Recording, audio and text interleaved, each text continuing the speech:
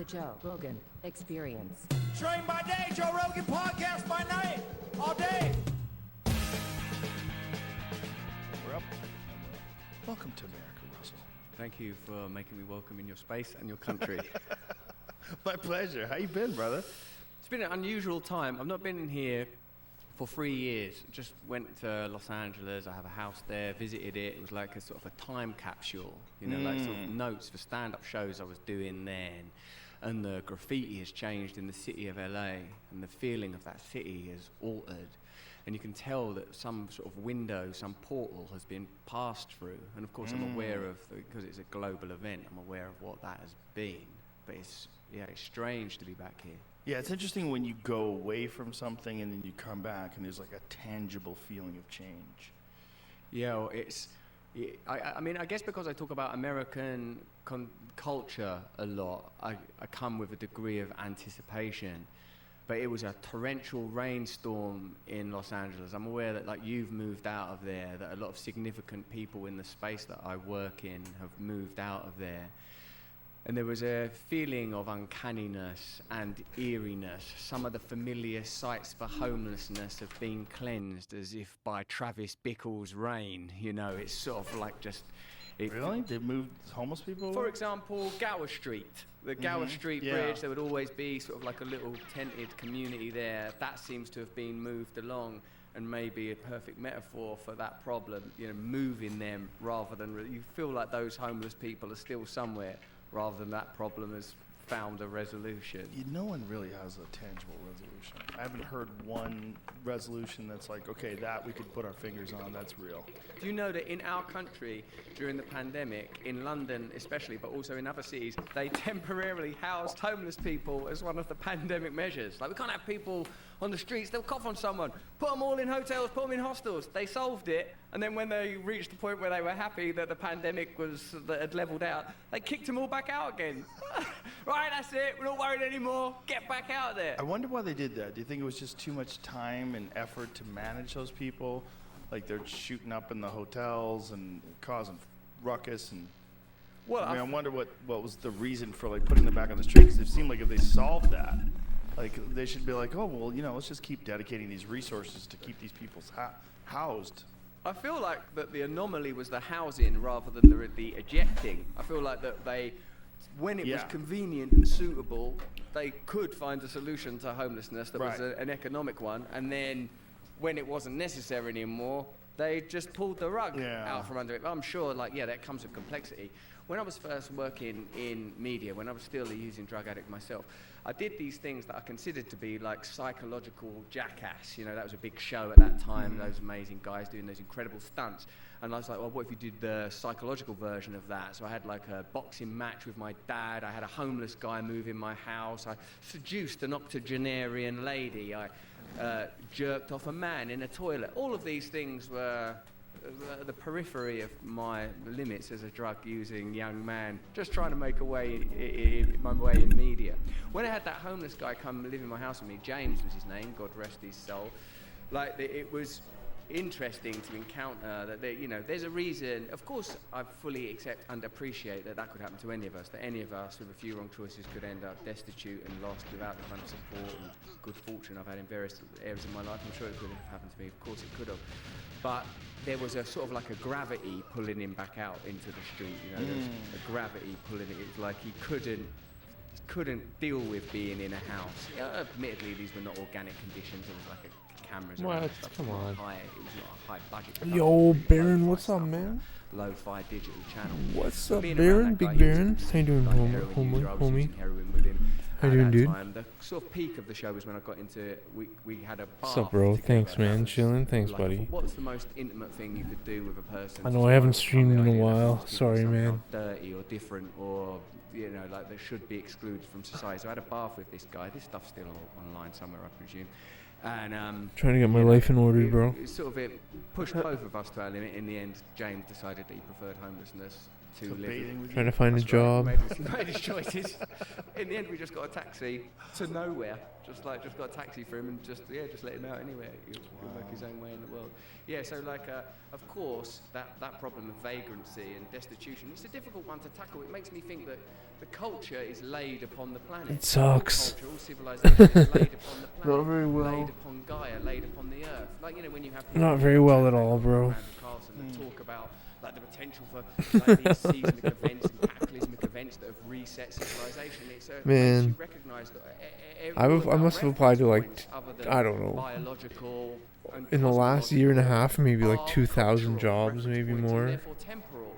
And so a person living in a tent in the street I guess is in a insane. sense living a hunter-gatherer I went to the lifestyle Employment in Ontario, contemporary America, or living the a most useless post-apocalyptic group of lifestyle in contemporary friggin' America. they do Makes me nothing. think sometimes, Joe, They don't help me at maybe the all. apocalypse is not a They forthcoming provide event. no Maybe the apocalypse service. has already happened. Maybe we're living in the sort And the of person the gets paid because he already took me on as a gentle coach. threads Just are literally does encroaching nothing. upon apparent civilization. When you're in comfortable, defined and designed spaces, you feel like everything's okay. The end of the world is impossible, and it just seems like entertainment when you hear about nuclear treaties being torn up. Like, it can't actually This is really happen. fast.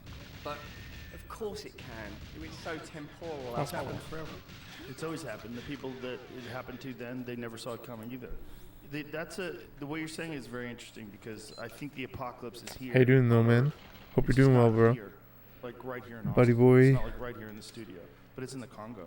Yeah. Like if you go to a Yeah, I'm cobalt looking mine for, in like, Congo and you see a 19-year-old Work. woman with I'm a still doing the life on her insurance thing, back right, on the with side and the cobalt, investment stuff. inhaling toxic fumes. You alright? You're It's like, good, man. okay, well, that's the apocalypse. But I mean, They I have no think I need a electricity. job. They have no clean water. They make very, very little money, and they work all day. Which is fine. And they work for a company that puts cobalt into lithium-ion batteries that are in everyone's smartphone. So the height of our technology is directly connected to what's essentially slave labor. And that's the apocalypse. I mean, that might as well be the apocalypse. That might as well be Mad Max. It might as well be. I mean, it's just as bad. It's just as Doing all right. That's There's a good, very man. beautiful bit of investigation. I saw that episode. Siddharth Kara, yeah, he wrote that. What is the book called? Wow. Cobalt Red. Yeah, it's all about cobalt mining in the Congo and his investigation that he did into it. That's a Very, big very. commitment. It's inspiring that a person. I don't want to sound like a jerk, but I recommend and doing to it make once. That sort of a commitment and risk their life. I don't want to sound like an abandoning jerk. Yeah. Like, I would do it once. Like, I remember one. Like, what's the point of the volunteer? For your own therapy, then you should only do it as long as you want to do it. I'm sorry for the people that are receiving the care, but like, we worked at a soup kitchen once in high school, like one day, and it was really good for me. Yes, I felt really proud of myself. That was 20 years ago. Such an asshole. Yeah. But as you say, there are people But you can't now fucking- living in the apocalypse. Yeah, they are. That can't get any worse or lower. And then, even if that was, if you imagine, well, what would justify that? It could Yeah, I only would be do it if we once. were all on ventilators that were sustaining life in the Start West. And then it'll be volunteering, morally wow. dubious. But the idea that it is for some trinket in terms of Yeah, I understand what funds I or understand what he or the she is facilitator saying. of ongoing commerce and communication. Right, you level want is to, not sustainable. when you And I give, when feel like, you you know, give, it's when we talk when about you're what are grateful. the Oh, nice, ideologies bro. that drive Yeah, I'm us, gonna the do that ideology of too. progress. This is why I have sometimes am skeptical, not about technology, the mastery and the geniuses. It's that work the in that solar field, but how eclipse technology tonight, and science tomorrow. as a subset of our economic ideology can create exactly the conditions that you are describing and that journalist has exposed. That if your ideology Where? permits that, Apparently what only in kind of ideology is Australia that? and What the kind of southern hemisphere, but I might be consciousness are we wrong. living in? It's not It an might be happening awakened at culture. night And all of the discourse in around, Australia. like, I don't know how we anything treat about one another as individuals and space and progressivism culturally eclipses. in domestic territories. Hey, people should be allowed to do this and that. It's nonsense if Right. that is permitted. Not only permitted, required. It's a requirement. You cannot have that economic model without that price being paid. And as a culture, whether it's me as an individual or our entire culture, we've accepted that contract. We've accepted those terms. Well, we have in some areas of our life for sure. You know, hopefully people haven't done that in their interpersonal, intimate relationships, but Love to see a solar we eclipse. Oh my certainly god. have in the way we communicate with others. We've certainly accepted like very bizarre ways of communicating online, and sometimes that bleeds out into real life, like where someone talks to people in the real world as if they're on Twitter and they get bashed. Like you see that sometimes. I think it's a very strange time where I don't think people have a lot of faith right now in institutions, and I don't think they have a lot of faith in authority. I don't think they really believe that there is someone who is wiser than them, that has a grand plan, that's logical, that's workable, where they're looking out for all of us. So I think there's like a feeling of chaos that exists today that I don't think has ever existed in my life like this before. Even back during like the Bush administration when they, Check this out. You know how I said I would never play Japanese GoldenEye with a dot? Look what I got. I bought about 1,000 dots. Checks and balances, even though they're probably extracting too much money, and they I have 1,000 dots now. and a lot of undercover deals and a lot of like no bid contracts with Halliburton. Look at and busted, that kind of man. nonsense. He still 1,000. They have things pretty under control. It's a very Yeah, I'm solid gonna try it out. institution. I'm gonna try. Nobody Like that's believes it, that man. now. You see Pete Buttigieg, Dude, because I'm not. Kamala Harris, Because if you've been watching my runs, I've been so inconsistent with that headshot kill. and these are the people that are running. You use the dot, everything. yeah. And these are the people that are But it's getting insane. us You're on the using front mouse of and the war keyboard, with right? Russia. And I don't have any faith in You that. I turn think around that 180 degrees in That era of the 1/10 of a second or less. It's incredible. With this, you're limited to whatever the system is, right? I'm saying yours is better. The mouse and keyboard is a way better system. Hell of a way better system. Back in those days are trying Right. to profit from the Here we go. colonization of the Middle East. It's part of a new American project. We sort of understood it, but from where I'm coming from, it was somehow recognizable, and 1 million people went on a march to prevent that war taking place because they knew there were no weapons of mass destruction, which we now know to be the truth. And as you say, now the figures that are in that place are sort of posing as the good guys, like affable and avuncular presidents and sort of friendly people of, like, that are across the identitarian spectrum that's meant to feel inclusive and Yeah, they're progressive. wrapping themselves up with progressive identity politics and then promoting a war. Yes, At the same time, it's very wild. Yeah, it feels like a So keep it right, mask I won't and a tell veil. anyone. Like, Oh, this I'm is just joking. What's interesting for me is as we navigate this new and emergent space of being able to present counter narratives, and continually, like all of us now, have like experienced, oh, you're a right-wing conspiracy theorist, you've joined the alt-right, you're a gateway to this, the dark web, all of that language that grows up around it, like. And I've heard you speak about this obviously a lot, but the truth is that who isn't sympathetic? Anyone that's got a family or loves someone is sympathetic to the idea that people are going to have various types of identity around culture and religious expression and racial expression, and this is a conversation that the whole culture has to be involved in together. I misplaced this so I bad. don't think they believe in that stuff. I don't think they care. I don't think that they are creating an agenda to advance the interests of vulnerable people. I think they are using it as a distraction and a veil in order to carry on with the same kind of corporate and financial interests that have always determined what the establishment is. And if there's one thing we can point to in our lifetime, it's that the liberal establishment has become co-opted by the same forces that traditionally we regarded the right to have been co-opted by: military, industrial complex, financial industry. And there's palpable evidence for that. And in order to not acknowledge that that transition's taken place, they're able to keep the cultural conversation going. We care about your right to express yourself and your identity. That's a way of not acknowledging we're just the same. We're pro-war. And now when there's that war, like Jimmy Dore and all those guys did that anti-war march in Washington or whatever, it's like 5,000 people go. Now, I don't know if that's because of the last few years and what the pandemic's done to people accumulating and gathering crowds, or whether people have lost the belief and faith that people can have any impact on politics anymore. There's just now this. Oh my gosh, thanks for that apathy, patience. I this, might as have to you say, readjust, loss of but trust in let's just institutions try it and out. authority. But something extraordinary has happened when people that say that they're, we're the peace and love party, are the party that are advocating for war, won't include some of the complex conditions that have led to this current crisis, which there's clearly a case for, NATO's infringement Thanks, bro. of Thanks for being here, Russian man. territory, the 2014 coup, and I'm not telling you anything you don't know. But like, it's extraordinary that those conversations don't happen. Right. It's like actually like the post-Trump and post-pandemic, everything sort of enters into that template. There are certain things you're not allowed to say now. If you sort of say, were Russia in any way provoked? Is there any legitimacy to this, to their military action? Yo, what's up, Santa? What are you doing, man? That's the same Welcome, as dude. saying, oh, I don't think you should take certain medications, or maybe masks aren't necessary. And people aren't, it doesn't seem that the culture is learning. It doesn't seem that as the evidence is evolving, that people are saying, oh, wow, look, the stuff you were being told 2 years ago now, the things you couldn't say online 2 or 3 years ago. You're in Iowa right now. Wow, oh, no way. Because of the floods? Don't say because of the floods, man. Legitimate investigative journalist. I've got actual papers that I can show you from conspiracy to fact. That's wild, dude. The lab leak theory. And that's the best one. What are you doing in Iowa? It was openly considered racist. Yeah. And you'd be mocked. Even though legitimate biologists, like when I had Brett Weinstein on my podcast in April of 2020, he was saying back then, there's very clear evidence that this has come from a lab. And he explained it as a biologist who worked on coronaviruses from bats. Like, that's literally his expertise, his area of expertise. So he had a deep knowledge of this. So when he was describing it, the people were furious at him. They were demonetizing his YouTube videos and going after him, and all these What?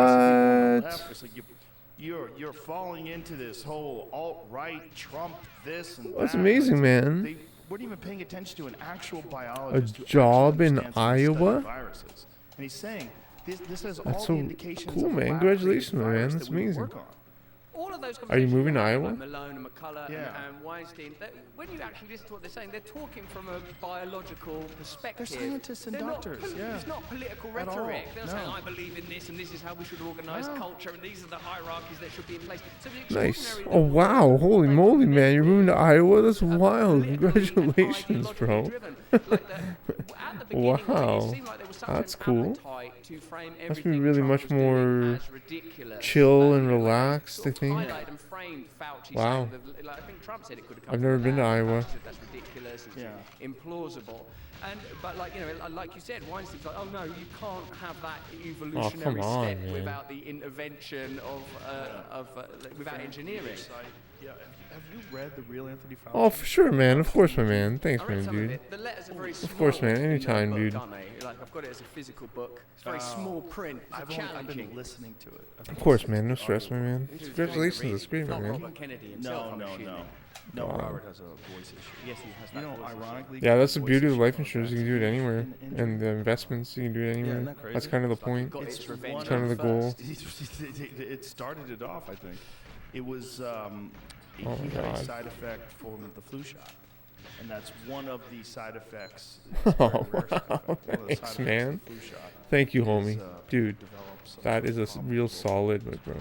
Thanks, These man. Characters that have become so Thank you, dude. maligned That's and nice of you. marginalised, even in my life. Likewise, if you come here. Still worked in mainstream media. People like Alex Jones or David Icke. They were like, even people that were skeptical about them, or even people that ridiculed them, didn't try to posit them Like what? as That's just so dangerous. dumb. Like, and the same, I'm assuming, with Robert Kennedy. They were Well, sort the of David Icke one, they always made Like fun what? of him. This guy never runs, He man. always would say It's just that so they're dumb. shapeshifters and they're It's just so lizards, and dumb. there was no evidence. It just seemed really preposterous. And then Am I going to come visit me in Iowa? he was I don't trying know, to man. connect COVID I don't even know where Iowa is. I'm sorry. There I was don't a want to be lot of so weird, ignorant. like, I'm not saying it's like he's got irrelevant. some I don't squirrely know. ones. I don't know, Believe it or maybe. not, like, it's Maybe. hard to say, like, to the But that's general amazing, public, dude. Alex Jones is way more reliable. That's than awesome, David Icke, man. But he's way more reliable. Congratulations, than dude. David Icke. That's amazing. Alex made a tremendous mistake with For the Cynthia, free food, maybe? and he did that. No, and to see in a you, time maybe, of of his course, life where he's obviously. But I experiencing mean, a psychotic I don't break. know, man. I have no He idea. was drinking a lot, and he was having a mental breakdown, and he really Oh, believed wow, that that's everything wild, was a man. conspiracy, and that the government is essentially run by these evil demons who are trying to depopulate Congratulations. America and ruin people. And he thought they were trying to take away people's guns, and he was convinced that someone had convinced him. I don't know how I don't know what documentaries or what videos he saw, but he was convinced that they were using crisis actors and that they were orchestrating a false Thank you. flag. Yeah, Which that's I the was dream, very dude.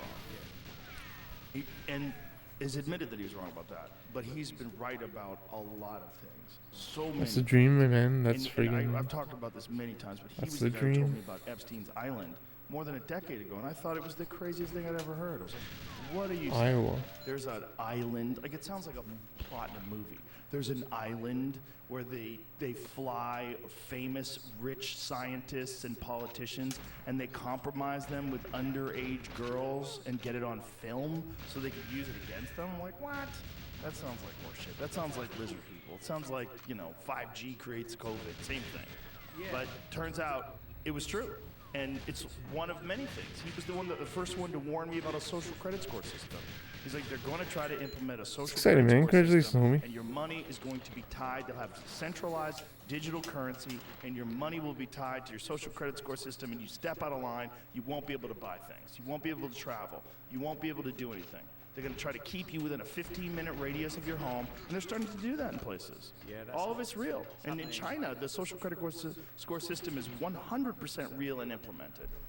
I wonder what our obligation is as people that participate in this conversation to ensure that there is a distinction made between the empirical facts that are discussed and then you in particular with your rather unique cultural space, the sort of joy of speculation. Because when you think about some of the stuff that Alex Jones has said and putting aside Sandy Hook and that acknowledged difficulty and transgression, like that.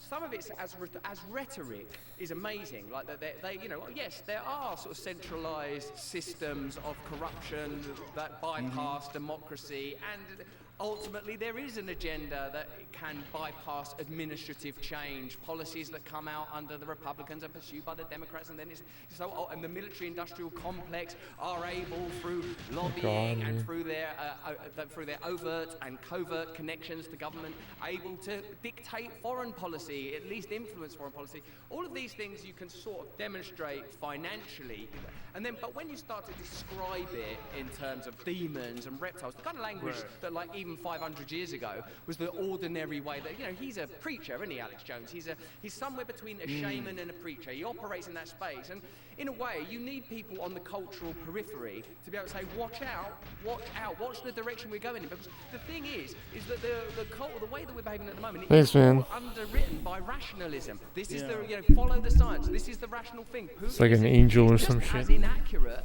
It's not true either.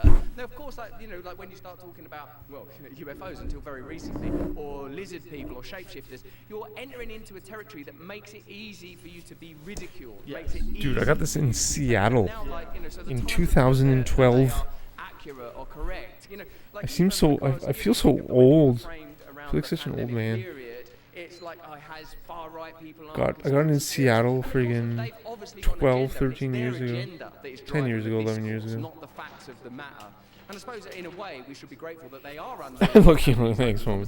They're not willing to get people on with various views, opposing As do you, bro. listen to people that they disagree with. As do you, my friend. Criticize the establishment, because I was in Seattle when Obama was re-elected. In the last couple of years, is if you start focusing on the relationships between big pharma and the media, or big pharma and the government, just by focusing on that, you can really I lit a joint, narratives of corruption, and I got in like a lot of shit because I smoked right by the Space Needle, and there's this like outdoor monument park, and I walked inside it, and I hid inside one of the like outdoor shitty monuments, and I like lit a joint.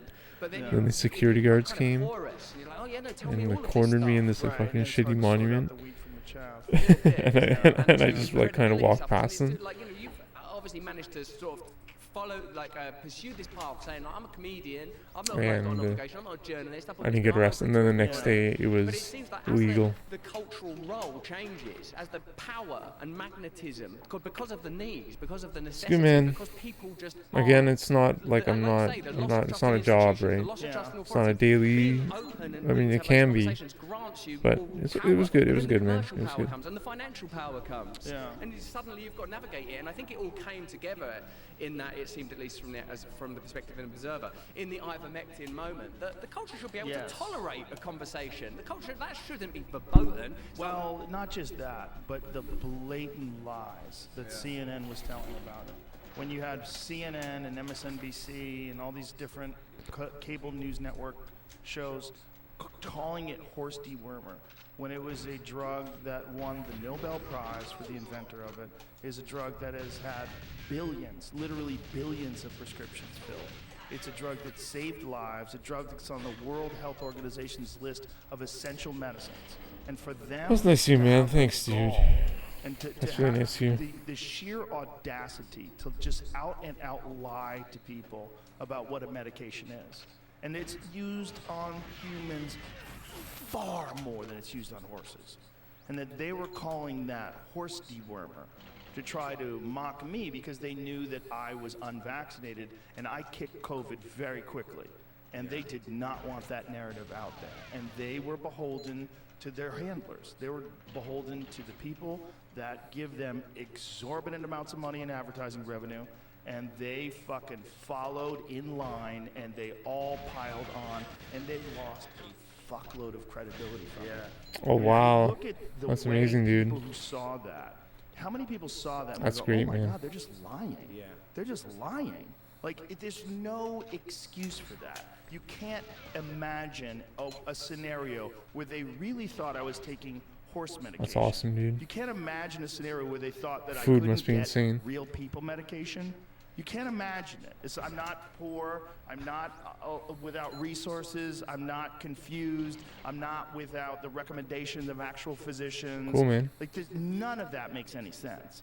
The idea that they could go on television and say, oh, this conspiracy theorist is taking horse dewormer. And that was the narrative, not, hey, how'd that guy get better so quick? Yeah. How is it 3 days after he got COVID, we shut the whole country down for this thing, and he looks fine? And then they changed my filter. Boy, I said, go, and okay, turned man. it Hey, thanks for yellow being here, on dude. television. Like, they took the Congrats on the original job, my man. video of me Hell and ran yeah. through a It's a filter solar to eclipse make me today. look horrible. So this is, Really, you're they did stepping some into wild shit, your, but who you are that meant to wild be. shit that they did cost So them it's a their good sign, my credibility. I just man. don't Big think they things are understood coming the your way, landscape they were Sandoval. doing. Christian, I don't Christian. think they do at all. I think they took an extreme Big things are coming your way, man. perspective without realizing that's what they were doing.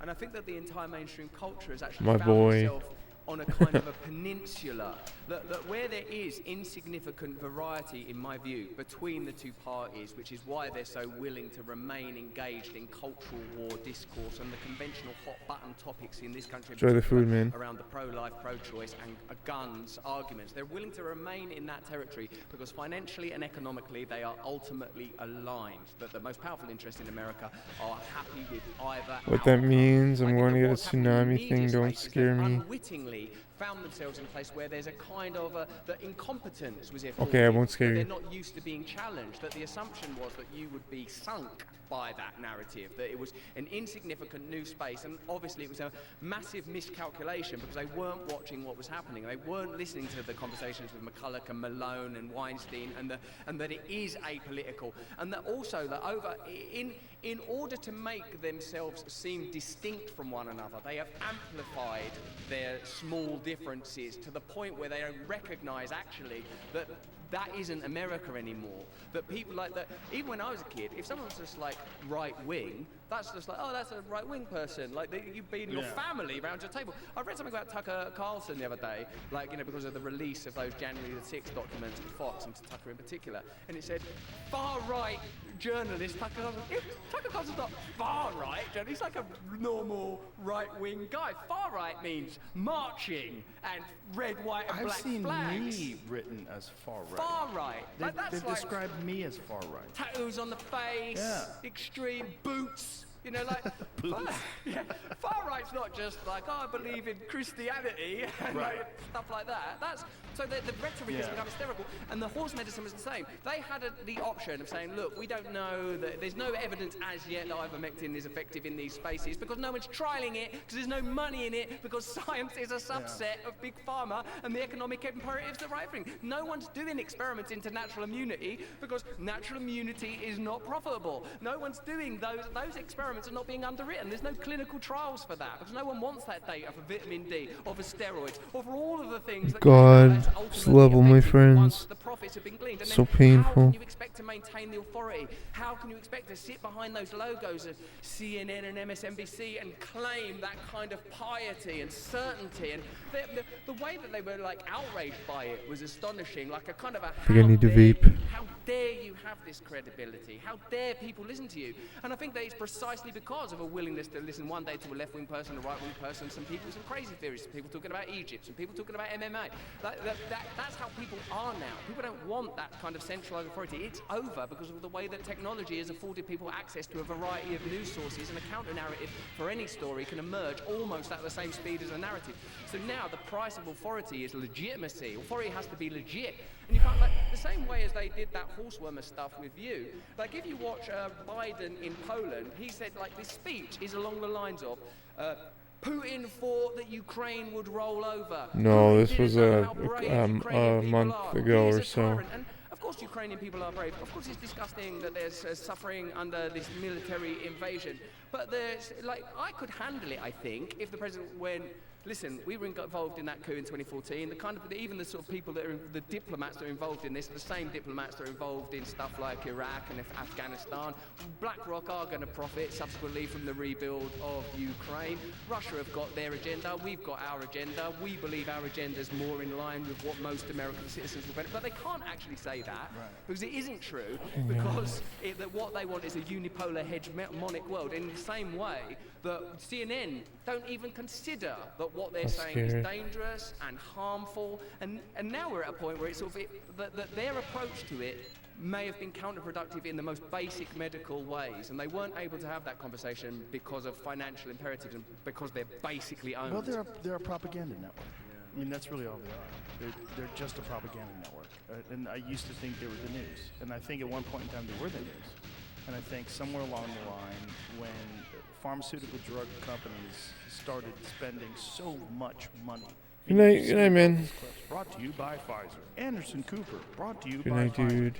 There is no way they can be honest. There's no way. If you're accepting money from the very people that you now have to hold criminally liable, and they have been criminally liable. I mean, they have the highest criminal fines of any companies ever for crimes like what they've done, lies, covering up evidence, and they just pay a fine and go back to work. And that's what's wild about it. If you killed 60,000 people with your company, and you know your company, whatever your company made, your company makes peanut butter, and that peanut butter killed 60,000 people, they'd be like, you gotta stop making peanut butter. It's delicious. Yeah, but with the drug companies, they're like, oh, your experimental drug where you lied about all the tests killed 60,000 people. Well, we're gonna need a small portion of the money that you made as a fine. Like Hey, Vioxx, man, good night, dude. I forget what the actual numbers were, but it's something along the lines of Rat Vioxx skin. made somewhere around $12 billion. It killed somewhere between 50 and 60,000 people, and they had to pay somewhere in the range of $5 billion in fines. Now, don't quote me on the numbers, but it's pretty close to that. That's wild, because that means you are allowed to profit, essentially profit $7 billion and kill 50,000 plus people. That's okay, and you can still go to work. Yeah, that's a pretty extreme ideology to underwrite a system, and it's the kind of ideology that in the end is going to lose credibility, because when you do replace it for something like peanut butter, it makes it jars with us. We recognize, oh yeah, we are just permitting that. Another thing that was extraordinary is the sudden authority that we were willing to grant to these corporations that had been like the baddies up until 20 minutes before. Exactly. We know what Pfizer have done, we know the out-of-court settlements, we know what Johnson & Johnson have done with the alleged carcinogens and baby powder. I mean, stories that sound like they're out of a Bill Hicks joke, actually happening. Oh, no freaking way. What? Thank you, man. Are you serious, that fat Greg? What? What? Thank you, man. To Kratos, dude. Kratos, legend, man. He helped me so much. live under the right conditions or whatever. And the same Get with this hypnosis. And 20% of people time. Oh will my not gosh, be man. hypnotized and will not respond Dude, to placebos. The thank middle you so much, 60% dude. is where propaganda That fat Greg, operates. what a legend, How man. many Thank of you, that man. middle 60% I appreciate can you that, dude. Are you persuade? kidding And me? I was just astonished that What? authoritarianism That's so kind of you. suddenly How is be everything, my man? packaged in this manner. That authoritarianism could tell you that war is a good thing. That authoritarianism can tell you that big What? pharma is Thank a good you, thing. man. That being locked in your home is a good thing. And it was all Fucking pieces legend, of evidence dude. sort of fell I was just away thinking from about it. Oh, you no, natural again immunity is today. effective. Oh, no, I was there are thinking, yo, I'm adverse effects. Oh, glad there are cases of myocarditis. that fat Greg is no, back, like every man. single bit about masks aren't working. All of it just started to fall apart, and somehow they're expecting the Did you know my father's name is eligibility Greg? of their authority to have maintained in spite of everything, the edifice My dad's name. cracking open. And it's so convenient that of all the remedies, that only the ones that are controlled Yo, by thanks, pharmaceutical man. companies are the ones that get Wow, I highlighted. appreciate that so much, One man. of the best pieces of evidence for that is vitamin What? D. Fucking And there was a legend. recent study. See The if you can Solar find it. Eclipse There was a recent study that estimated subscription somewhere to between let dude Kratos helped me a lot 70% with of this all hospitalizations and deaths level, from COVID like a lot, could a have been lot. prevented with vitamin D. I don't know if that's true, but I remember reading that article going, that is the most insane thing I've ever seen in my life. And when did they know that this was true? Because if they just started handing out vitamin D, it's readily Kratos, available, man. so easy to get. Top so 30 easy. players. He top 20 cheap. yet? I don't know if he's They top just 20 handed yet. out I don't know vitamin if he D to is. everybody. How many deaths could they have prevented? If that really is the case, that high doses of vitamin D, along with, it's great with magnesium and vitamin K, but if they had educated people about nutrients. Yeah, that and fat about Greg. the If you want to see value more of nutrition, GoldenEye, the value of supplementation, you should how follow many Kratos. He and streams a how- lot on the how weekends. cheaply could that have been done?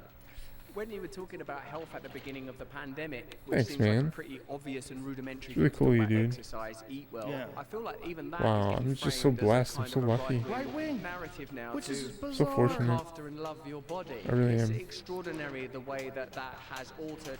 I feel that in a way what the pandemic did was it revealed the long con of corporatization of government. That if over the last 50, 60 years, government has become increasingly corporatized, that democracy has become Oh, dude, increasingly all the hollowed out, Canada irrelevant, workers it are just on took the strike. crisis event to reveal the Most of them extent are. to which that had taken place. Now, the people So that in are Ottawa, the it's outreaches crazy. and some of There's- the people in the comments They sent below them all talk to the about, malls whole and to thing random is buildings and staged, stuff. It's a global the event is the whole really thing has been random. put in It's a place lot of people. in order to bring about social credit scores and more Canada's pretty surveillance fucking and to communist. facilitate lockdowns. And those are things that are very, very difficult to prove. But what I think you can demonstrate is over the last 50, 60 years, through lobbying and demonstrable means, corporations have had more Wow, and more thanks for ability that to factory, exert man. influence and You're doing well. downright control government policy. Hope we got your regardless of which taxes party under is in control. power. And then a crisis event took place, and the momentum that carried it through, like governments like control. That's what governments are about, is authority. But big corporations like profit. That's what they're at. And those two things came together. So the solution that was suggested is, well, we can exert control through lockdowns and potentially coming as close as, damn it, to mandate in medicines. They can benefit. The indemnity that they were granted, it was a kind of a perfect storm and perfect revelation. We spoke to a person, I don't think you've had him on, because I'm sure I would have been aware if you had, this guy, Martin Gurry, who was a CIA operative who wrote a book called The Revolt of the Public, and he said he was a CIA analyst in 2001, and in 2001 there was as much information man. published that year as in all human history up to Ball that is point. good And in in 2003 it Dallas. doubled again. And he said, when you look at those analytics on a Sorry, screen, I it didn't mean looks to like dox a you. tidal wave. And he said that image stayed with him, and he recognized I guess you that said it on power chat was before. going to alter radically, because if information Thanks, can man. be created and exchanged that quickly, centralized authority is going to be massively challenged. Either the way that we govern communities and nations is going to radically alter, with more power being devolved, with more democracy, with more ability to run your own communities, with more feedback and communities, such as the online world is starting to suggest, communities forming around subjects or individuals or figures or ideologies, or, and this seems to be what's Oh my happening, God, terrible. centralized authority is going to double down, So bad. look for ways to smear dissenters, Really bad. censor, create new categories like misinformation, disinformation, suddenly Fucking, I'm find just so acceptable terrible at views this of game. 5-10 years ago I can't are now pass not away that box acceptable art. I and are can't do it. banned. Tolerance somehow decreasing under the I gotta veil look of up more, I increasing think. tolerance. literal Orwellianism, the changing the meaning of words, going back, editing books, stuff that we've seen in dystopian sci-fi actually happening. Martin Gurry, the CIA analyst, offers us that the reason that's happening is because there's a recognition that centralized authority models cannot operate. The elites cannot govern the planet in the same typical way that they've been able to, say, from the 50s or whenever. I'm not an expert in this kind of stuff. But he said, unless we're going to lose things that he considers worth saving, because this guy, Martin Gurry, he's not like a radical person. He likes liberal democracy. He's a first-generation immigrant, I think, from Cuba in this country, worked at the CIA. He's not like a... I think I need to load the vape, my friends. He's like a person, but he was saying that what's happened is they've not been able to acknowledge the way that the world has changed. I gotta look up more like that, like this, like that. I can't believe it passed away everyone there. That was insane. The Occupy movement, Don't even know they've how that not happened. recognised that now there's a different conversation. And then, you can add you actually. Yeah, you gotta look up more there. Like, oh, now what we do is we shut this geezer down. But they couldn't. See what this positive is? 26, 25, 23, that's insane. Know how to. He said what's going to happen is either new elites will emerge that understand how technology works, and I guess that's why we're seeing, have seen the rise of social media, the amount of power those big tech companies have, their ability to evade taxation, the degree to which the Twitter files revealed they work closely with deep state operatives to a point that we just wouldn't know had Elon Musk not made those moves. I think they're also operating with very crude tools currently that will soon change with AI. Right. I think AI is going to completely shift the narrative, and then from then on, you're going to be dealing with disinformation on just a vast scale of impossible to decipher. You're not going to. I watched a video today of Joe Biden talking about some girl's ass. It wasn't real. Yeah. But it's like, here, I'll send it to Jamie so we can play it. 'Cause it's so crazy, like what they can do now. It's just how long before it's absolutely impossible to detect. How long before you have no idea what's real and what's not real? It's not that long from now. And they'll be able to, the people that own these enormous tech companies. Thanks a lot, that fact dude. You're like fucking they are man. now, that they censor narratives, they demonetize people that talk about COVID in the wrong way or even at all.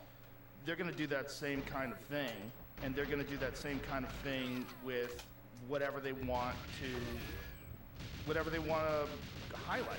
Like any narrative they want to highlight. Man. And you like as a consumer, as a person on the outside that's just watching things, it's going to be so confusing. And there's going to be narratives that, like, if you're an inclusive person that believes in equity and fairness for all, you'll believe this narrative. And then if you're a person who believes in liberty and the First Amendment and the Second Amendment and to protect our borders, you're going to believe that narrative. And then they're going to feed it with fake news and fake video and fake voices. I don't know why it's like no lag run. Look how fast this run is. When you so see random. these things, they're crude now. See how Like, there's no lag in this run at all? You know it's fake because you know the actual recordings Like, of I Joe don't know Biden what talking. this But is. how long before it's a video that's completely indiscernible? You're not going to be able to know if it's fake or real. You can have him doing things that he's never done before. Fucking booty I've ever seen. God damn, that shit was huge. I could barely believe my eyes, man. I had to cool myself off with a chocolate chip ice cream cone from Ben & Jerry's. Shit was actually fire. No pun intended. My buddy Kevin from the Secret Service then brought me to the White House to sign some more shit. It was probably more money for Zelensky in Ukraine, but I didn't really give a fuck. Remember to keep it real and vote for me in 2024. Wipe it. Yeah. How wild was that? Yeah, as has been commented, I wish he was this competent. The most alarming thing is that that's a really cohesive sentence from Joe Biden. He's got a bit sexist, but his faculties are in order. It's bizarre how far he's deteriorated. And Slow. when I was talking about it during the election, and people were like, I was actually talking about it with Eric Weinstein, and he was like, I can't vote for Biden. And he goes, I can't vote for Trump. And I go, I would vote for Trump before I'd vote for Biden. Just because I think with Biden, like, he's gone. Like, he's gone. You're going to be relying on his cabinet. And I knew his cabinet would be this fucking sideshow of diversity, and which is exactly what it is. I mean, that one person who stole all the women's clothes, that Sam Brinton, we highlighted on the podcast yesterday, like, that's a diversity hire. You just said, look at this. A man. I'm an idiot. who I was dresses gonna like a try woman no and body has a armor, but I beard didn't and a have any mustache, but AR also wears bullets. lipstick. I'm This really is dumb. perfect for That's really us. dumb. I don't give a fuck what this guy's good at or bad at. I But don't I give have a glass fuck what and their nothing credentials anyways. are. This makes us look like we're inclusive. This makes us look like we're on the right side. So let's hire this person. And you can't have those kind of people running a Ben and Jerry's. You certainly can't have those kind of people running the fucking most powerful government the world's ever known. It's nuts. It's nonsense. What they've been able to do is introduce contentious issues to the forefront of the culture that prevent the kind of alliances that are necessary taking place. The reason that when I'm over here, I'm having conversations, in addition to the great privilege of coming on your show, with going on Bill Maher or going on to I really need the Tucker weed. or Ben Shapiro, I need the is because weed I in feel me. There's got to be a new conversation around politics. We can't just stay in these little camps. Now, I feel sometimes that Joe Biden is the perfect president for the time because he's like the perfect metaphor of what it is. This system is over. And for all of the talk of diversity, what have you got? You've got a career politician, white male, that's falling apart before your very eyes. It's telling you that it's bullshit. Yes. And that they'll put people in positions in order to carry that narrative, but for no other reason, because I don't truly believe that they deeply care about those ideas. And even if they do deeply care, the decisions they're making are decisions that are in alignment with the agenda of Raytheon, Lockheed Martin, with centralized banking authority. It's not going to change the world for any of them. They've managed to make ordinary American people hate one another, like on the basis of a 50-50 split. You can't criminalize half of a country and say that they're far-right fascists any more than you can say that, in my view, extreme leftists. These kind of issues oughtn't be what's determining how a country is run. And when they are the issues that determine how a country is run, the powerful run amok. The elites are able to pursue their agenda just fine. Yeah, because they've got us in these ideological camps, and they've got people infighting and ignoring real problems. Yes. And it's such a transparent hustle. It's so obvious to see how it's being set up and how easy it is to get people to fall in line with it. That's one of the most disturbing things that happened during COVID, is how easy people rolled over. I was like, this is wild. I expected more pushback. I expected more people to ask about the data, and particularly when they started saying they were going to vaccinate children.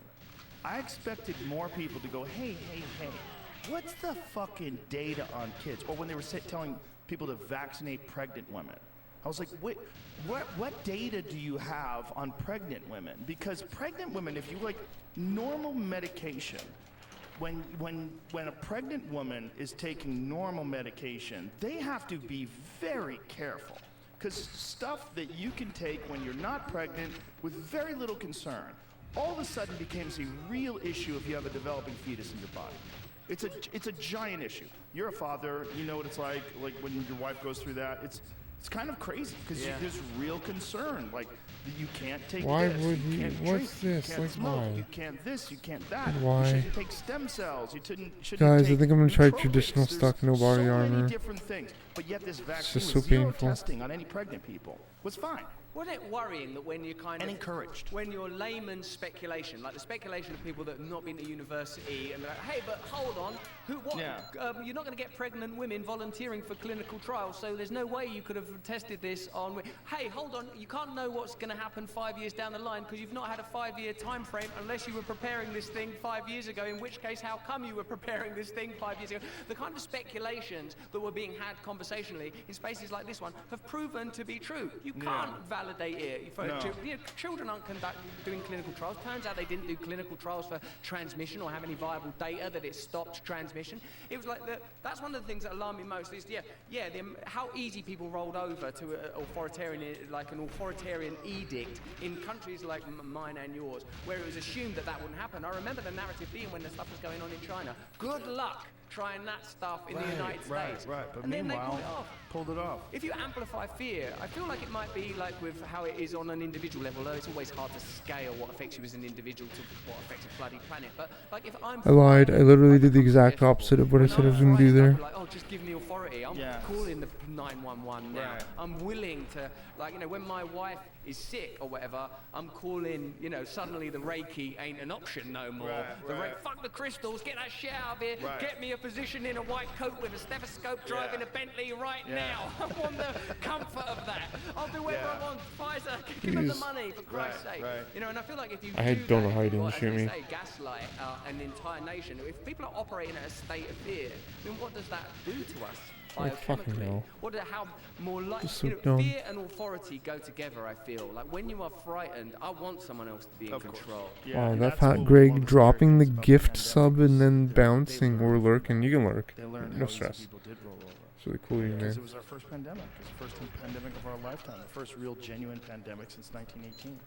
And so when that happened, I think there was a real revelation, a real realization that they can do this. And so what's the next one? Is it climate change? Like, what is it? What is going to be the reason why they decide to implement the same sort of lockdowns or the same sort of authoritarian control tactics that they used in the last couple of years?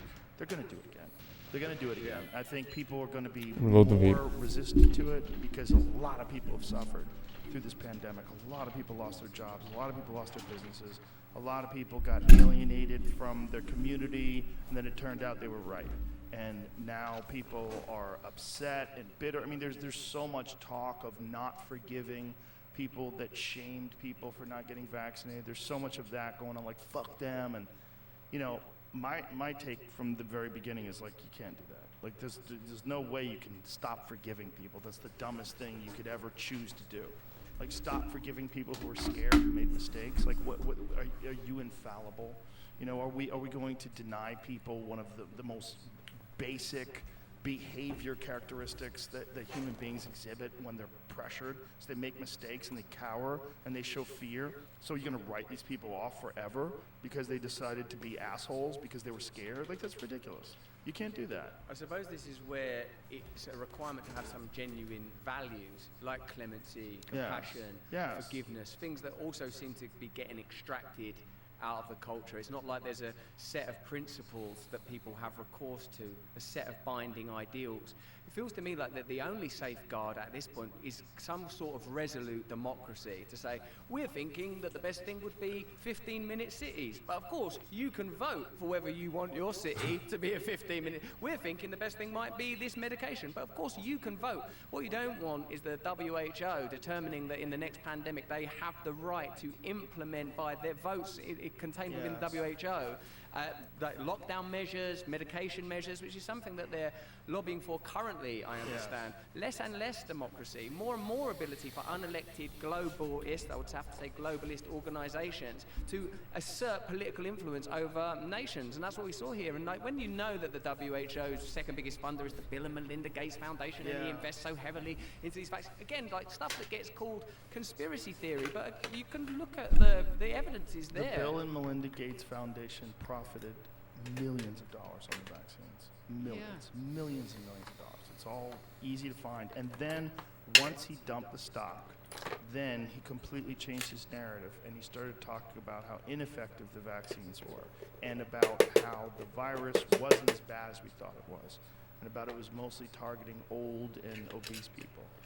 Like, this is fucking wild, because this is the same guy that through the entire pandemic was talking about how great these vaccines are, and these vaccines are so effective, and they stop the virus, and they stop transmission, they stop infection, and all that was a lie, and he profited off those lies. Yes. And everyone wants to pretend that he's just like this amazing philanthropist. Like, no, he made a lot of money. This is motivated by money, and his entire career he's been motivated by money. I mean, he's been a guy who is really good at monopoly, and that was why they went after Microsoft so many times for monopolistic practices. I mean, he's a businessman, and in that time, his business was the business of telling people things that he's not educated in. Right? He's not a scientist. He's not a virologist. He's not a medical doctor. Yet he was this public health advocate on television telling everybody to go out and get this medical intervention that he would profit from, which is fucking wild. It's really wild that it's that transparent, that it's not like multiple steps and shell corporations and it's really difficult to find out where the money's going. It's like right there. It's like the Nancy Pelosi stock trading thing. It's like, Jesus Christ, it's right there. Like, you knew, and so you did that and sold, and you did that and bought, and you've made hundreds of millions of dollars off of a $100,000 a year salary. Like, what the fuck is going on? This is crazy how transparent it is. You're not even hiding it. It's right there. I suppose the only way you can prevent those questions being addressed is by making the people asking those questions uncredible, like discrediting those people, because otherwise it is plain. Bill Gates ain't Willy Wonka. He ain't doing this for like a competition. There's no golden ticket at the end of this. It's like, yeah, not-for-profit organizations making profit, an incredible amount of influence in areas that he profits from, all sorts of peculiar business practices like in India and on the continent of Africa that have led to like palpable suffering and profit in his case. The Africa thing is wild, and that's a big part of this, the real Anthony Fauci book. He talks about Bill Gates quite a bit, and one of the things he talks about is how they've always used Africa as a place where they test out medicines. Yeah. They've used Africa as a place where they test out, and this is another thing that I learned from Alex Jones. Alex Jones was saying that they were giving kids the polio vaccine in Africa, and that Bill Gates was involved in this, and they had to stop doing it because it was actually giving kids polio. And I was like, what? And they pull up an AP article. There was an AP story about this, and it shows this terrified little African baby, and they're dropping the polio vaccine in his mouth, like squeezing his face, dropping his mouth. I'm like, what the fuck, man? They gave kids polio with a vaccine? Even when you accept everything that they say at this late point when it appears impossible to do that, they wouldn't release patents so that African nations could recreate the vaccines over there. So clearly there's a profit motive, and I saw him publicly talk about that and saying, oh no, it's not as simple as that, you can't just give people the patents and stuff. But it seems like if you recognize that what drives them always is power, finance, and dominion, if you always look at that and then track their actions, you hardly ever see a disruption in that pattern. What has this been like for you, to go from this guy who was this loved comedic actor, this stand-up comic, and then you kind of just sort of start walking on this path of talking about things, and walking on this path where now, you know, you have printed pieces of paper, and you're standing there, you're reading things, and you're showing videos, and you're mocking this stuff. You brought printed pieces of paper with you? What has this been like for you as a person to find yourself? Because I think in many ways we both kind of stumbled into this. Yeah, that's exactly what happened. Look, I came on here when I was still like a movie actor. I came on, I think, the first time I came on, it was in your first 1,000 shows. I can't remember the exact number because that would be almost creepy if I did. But like I remember just coming on, people like, and I'd not heard of it. Oh, there's this guy Joe Rogan. It was that sort of time. Wow. Yeah. And I came on, and like I was sort of amazed by it. And do you know what I liked? Is the amount of personal authority that you had and the lack of compromise. You know, because you've worked in conventional entertainment as well, how much compromise that comes with, that you have to essentially, you know, you have to turn up on time. Producers and executives, and there's all sorts of people pulling the strings and telling you what to do. Because like when you said that thing, like I remember when Kevin Smith came on and he'd offered you a part in a movie, and you went, nah man, like I ain't getting up, I'm not going to be in a trailer at 4 a.m. And I thought, like I loved making like some of those movies I made. I'm pretty grateful, coming from where I come from, that I got to have all of those experiences. And you know, it's like, it's giddy, it's amazing, it's exciting, it's euphoric and fulfilling in loads of those ways. And actually met some really, really incredible people within that industry. It's not like it's solely awful and solely hollow. It was kind of amazing. But I think like this was significant. I'd done sort of podcasts like that were affiliated with BBC radio shows that I'd done, you know, prior to becoming an actor. So I've always had those kind of conversations. And I suppose what it must be is because where I'm coming from, I come from a place called Essex, which is like the New Jersey of England. It's outside of London, it's blue collar, somewhat trashy. That's the kind of sort of place it is. I became a junkie relatively young, like sort of, you know, like my late teens, early 20s. I was a heroin addict. And I feel like that when I had to get clean because it was getting out of control. And when I got clean, I was full of appetite and ambition and all of that kind of stuff. And it just was natural to become a stand-up comedian was an easier fit than an actor because of the collaborations and the requirements of it and the cooperation. And I love acting, but like they're having to do what you're told actually is not. Yeah. It's not really who I am. So like once like that period of working, like the people I work with, you say you don't like any aspect of this. You don't like dressing up. You don't like putting makeup on. You don't like getting up early. You don't like being told what to do. You don't like being directed. Like it's like you don't like any aspect of that profession. I like stand-up comedy because you live or die on your own merits. Yeah. So I had like both of those competing things, but no one like I didn't have the strength of character to resist the allure of when I did an MTV show. Sandler came on it, Adam Sandler, and liked me and said, "Do you want to be in a movie, more or less?" I went in a movie with him. Then I met Judd Apatow, and those people did those movies, and it was aspects of it, as I say, were incredible. And those people in particular, Judd Apatow and Sandler, were like really amazing, lovely people. But like after like 142, I came on yeah, here, right. and like during the like I used to always talk about. I've always been anti-establishment. I've never. What's up, trusted Anomaly? How you authority doing, man? Because of personal reasons, you know, like I didn't like school. If you're a drug 142 addict, you get passes arrested away sometimes tonight. because of shoplifting and because of possession of drugs. Sub So 142, I've always yeah. had that kind of relationship with authority. Sub 142 passes So away. when I started to be able to have my own Yo, voice, Anomaly, when this the technology solar kind of opened eclipse up, when I realized, oh my is God, I can just sort of supposedly do this, taking it place really in evolved. It started Australia. at the beginning of the pandemic, I was just sort of like started I think it's commenting taking place on Australia Earth, when but it it's in the started, southern and, hemisphere like, I do stuff where the online sun anyway, is so it's currently, I gonna think. be a weird time for I think it's all of us. happening, like, And starting then it right started to now. I don't know what become time it clear is, that but it was a perfect lens to observe how power operates. I think it's like happening right The as we speak. inability to question authority. I think so. Agenda for profit. Agenda to assert Or- control. Stuff that just didn't feel right for Yeah, me. We I think started so. doing this stuff, and like the guy I work with, Gareth, who's out there actually, who produces the show. He's I don't know. not the same as Maybe- me in terms of he's not like a radical anti-establishment person. He's, I guess you would call him a conventional liberal. So like in our preparation of the content, But he it's was like always this, like, it's today "We to won't use tomorrow. anything unless it's overnight already been, tonight. even if in even At some point. moderately used in a mainstream media source." So he started to like look at like mainstream media sources that were saying stuff like that was counter to the dominant narratives that we were getting, and then I was able to sort of stitch those things together, basically using sort of stand-up, really improvising around the news stories. That's all I was really doing, like the stuff with Brian Stelter or whatever, you know, that stuff around you, or like then with the war narratives and the things that's happening now. So it kind of grew quite organically. Then like the YouTube audience got really big, and I started to, you know, we started to become like, oh my God, I can just do this for a job now. But then when I reached out to you, you said that's a shady platform, like YouTube is your primary platform. I was suggesting that you criticize YouTube in any untoward way. Ah, But, what? like, so when like Rumble came to Damn me it. with an offer, like if you make us your primary home, if you do an hour a day streaming, Yo, you know, what's like, up, I thought, Hideyoshi? wow, okay, Eclipse I'm gonna do is this. this And also I'm not gonna have hero's. to do- Are you live streaming Yes. on Yeah, I live stream every day, 12 p.m. Rumble? So it's not PST or edited. PST. It's like you go live, Yes. and Yeah. then they can see it as you're doing it. That's right. I do like I guess a sort of a live daily show type feel. And but is there a commentary section, like a live commentary where people can comment on it live during the show? yeah, people stay in the chat, and I refer to the comments and stuff. And when those videos that you've watched before, and I've seen you watch on this show, we still do one of those. And we Don't look drop at the a sun, though. pre-rec Apparently video which you're has not been supposed to look at the edited ring.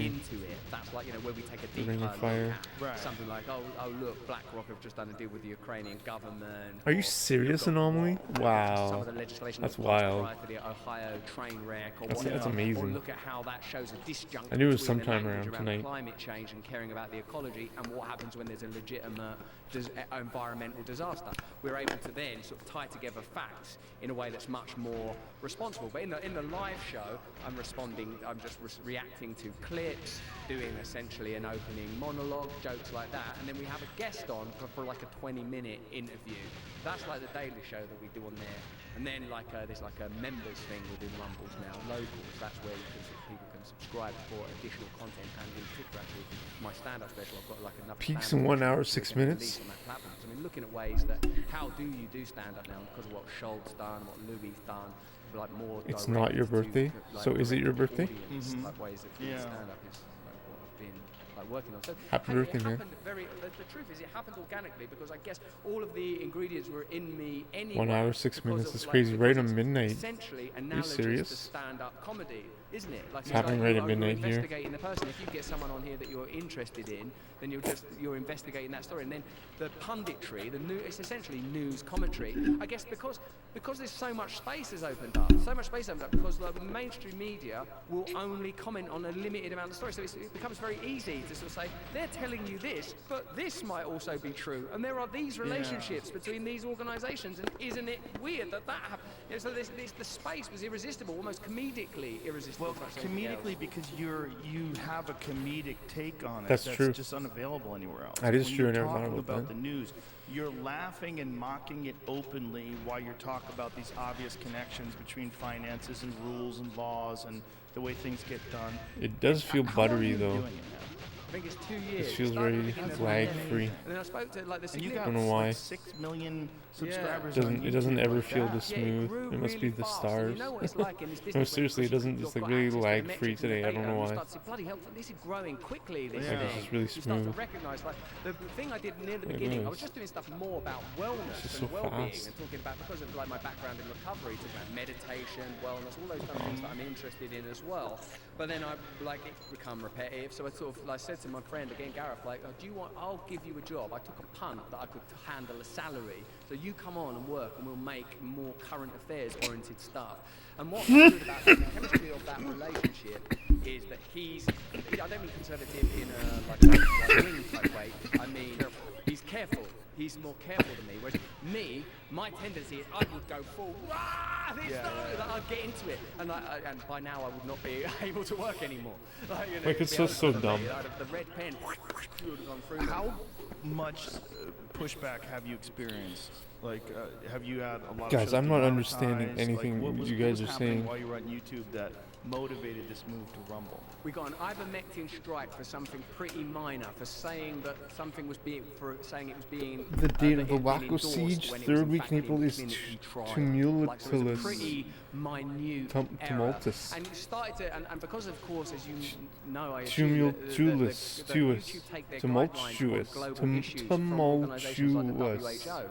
So even after it comes out that there has been a 30% increase 100% cloud cover? No way, dude. In Australia? like a fact, or that there's been an increase in excess deaths over the world and the amount of adverse events that have been reported, you still can't say it.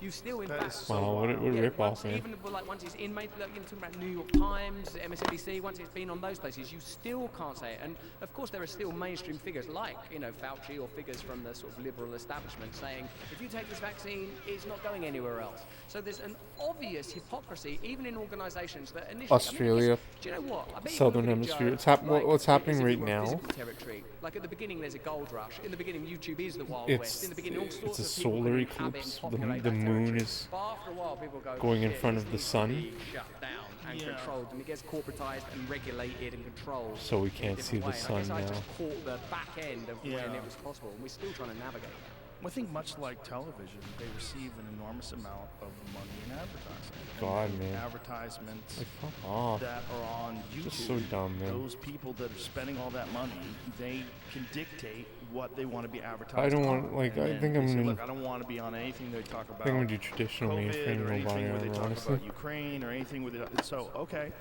They just say, oh, well, we've got to stop people from doing that. What's the best way? Well, the best way is to self-censor. Well, how do you get people to self-censor? You impact them economically. How do we do that and not make it look like we're censoring them? We give them strikes. Give them strikes or demonetize certain episodes. Like when we were over Really? at That's YouTube, hilarious, before anomaly. we left for Spotify, we announced that we were leaving for Spotify, and then 6 months ago, what, in the magically all of last our eclipse? episodes stopped getting demonetized. So we had a 25% increase. That's in wild. revenue The lunar because eclipse or whatever? 25% of our episodes In November? were November getting 8th? demonetized just randomly. The full They would moon just lunar? decide, and some of them it didn't make any sense, and some of them it We're was getting because of raped, man. controversial guest or controversial In the game. subject. Generally, like COVID related. Planning or ahead to this one wild, government-related, wild, but man.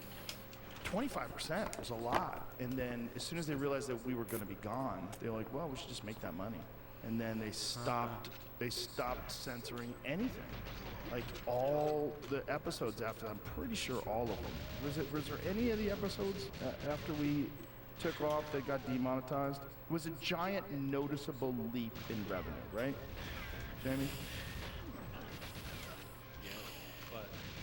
It was quite noticeable. It wasn't as simple as we just stopped being controversial. 'Cause we never Just we so never shitty, did man. shit. But they do things to get people to self-censor. Of course. And Rumble doesn't do that. Thanks for being here. Exactly. What was difficult for us when YouTube was our primary platform is we would look at your content. All right, that's the title of this Rogan video. This is the content. Okay, well we can try that, and then we would get demonetized, and it becomes like a weird algebra. You change this word, you change that word. You have to alter it. There's certain things you know that you can't say. And you still get some money from like YouTube Red. Yeah. Right? You still get, but it was like they were doing things, and I mean, they're running a business. I understand it from their perspective. Of course. You know, they're running a business, they have advertisers. I understand it from their perspective. But from a content creation perspective, you just couldn't trust them.